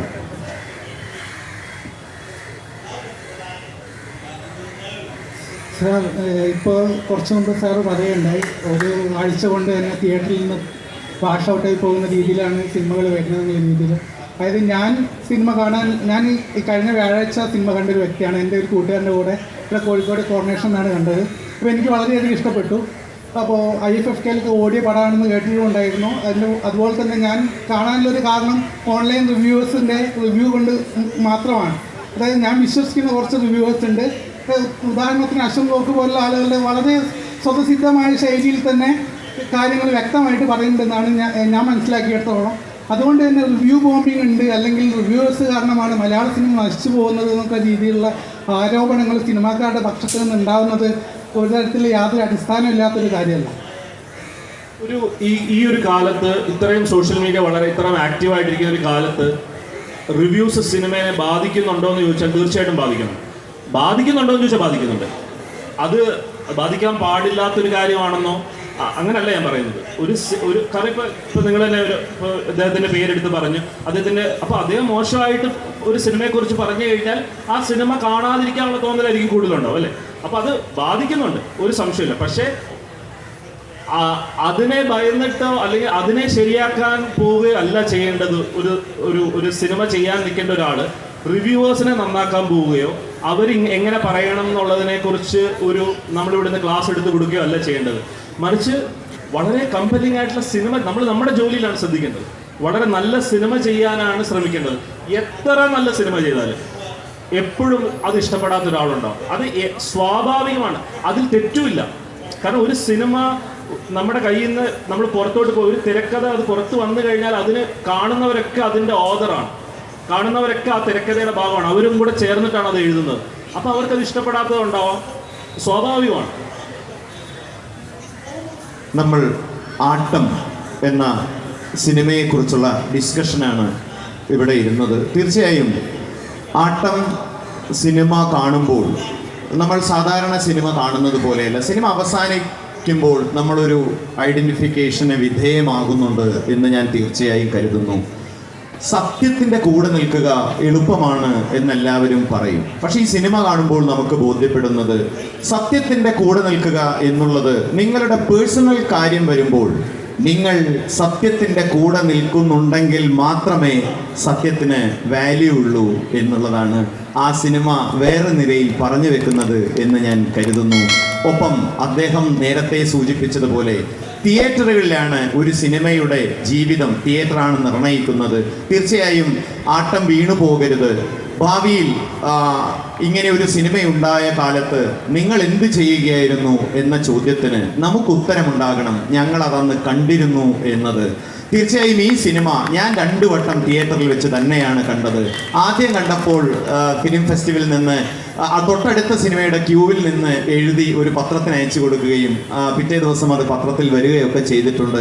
അങ്ങനെ ഓരോരുത്തർക്കും ഈ കാഴ്ച വേറെ തരത്തിൽ രാഷ്ട്രീയ ഉത്തരവാദിത്തമായി തീർന്നത് കൊണ്ടാണ് മുഴുവൻ എന്താ പറയുക ഫേസ്ബുക്ക് പേജിലും ഇൻസ്റ്റഗ്രാമിലുമൊക്കെ ഒരു സിനിമ പൂർണ്ണമായും ഒരു പോസിറ്റീവ് റിവ്യൂവാൽ നയിക്കപ്പെടുന്നത് തീർച്ചയായും നമ്മളുടെ ആട്ടം എന്ന ഈ സിനിമ ഇവിടെ ഈ ചർച്ച തീർച്ചയായും ഒരുപക്ഷെ നമ്മളെ പല നിലയിൽ എഡ്യൂക്കേറ്റ് ചെയ്യുന്നുണ്ട്. ലിറ്ററേച്ചർ ഫെസ്റ്റിവൽ ഉൾപ്പെടെ നമ്മളെ വേറെ നിലയിൽ ആട്ടം പോലുള്ള പ്രമേയങ്ങൾ വലിയ കരഘോഷങ്ങളാൽ ആഘോഷിക്കപ്പെടുന്ന തിയേറ്ററുകൾ കേരളത്തിന് ആവശ്യമുണ്ട്.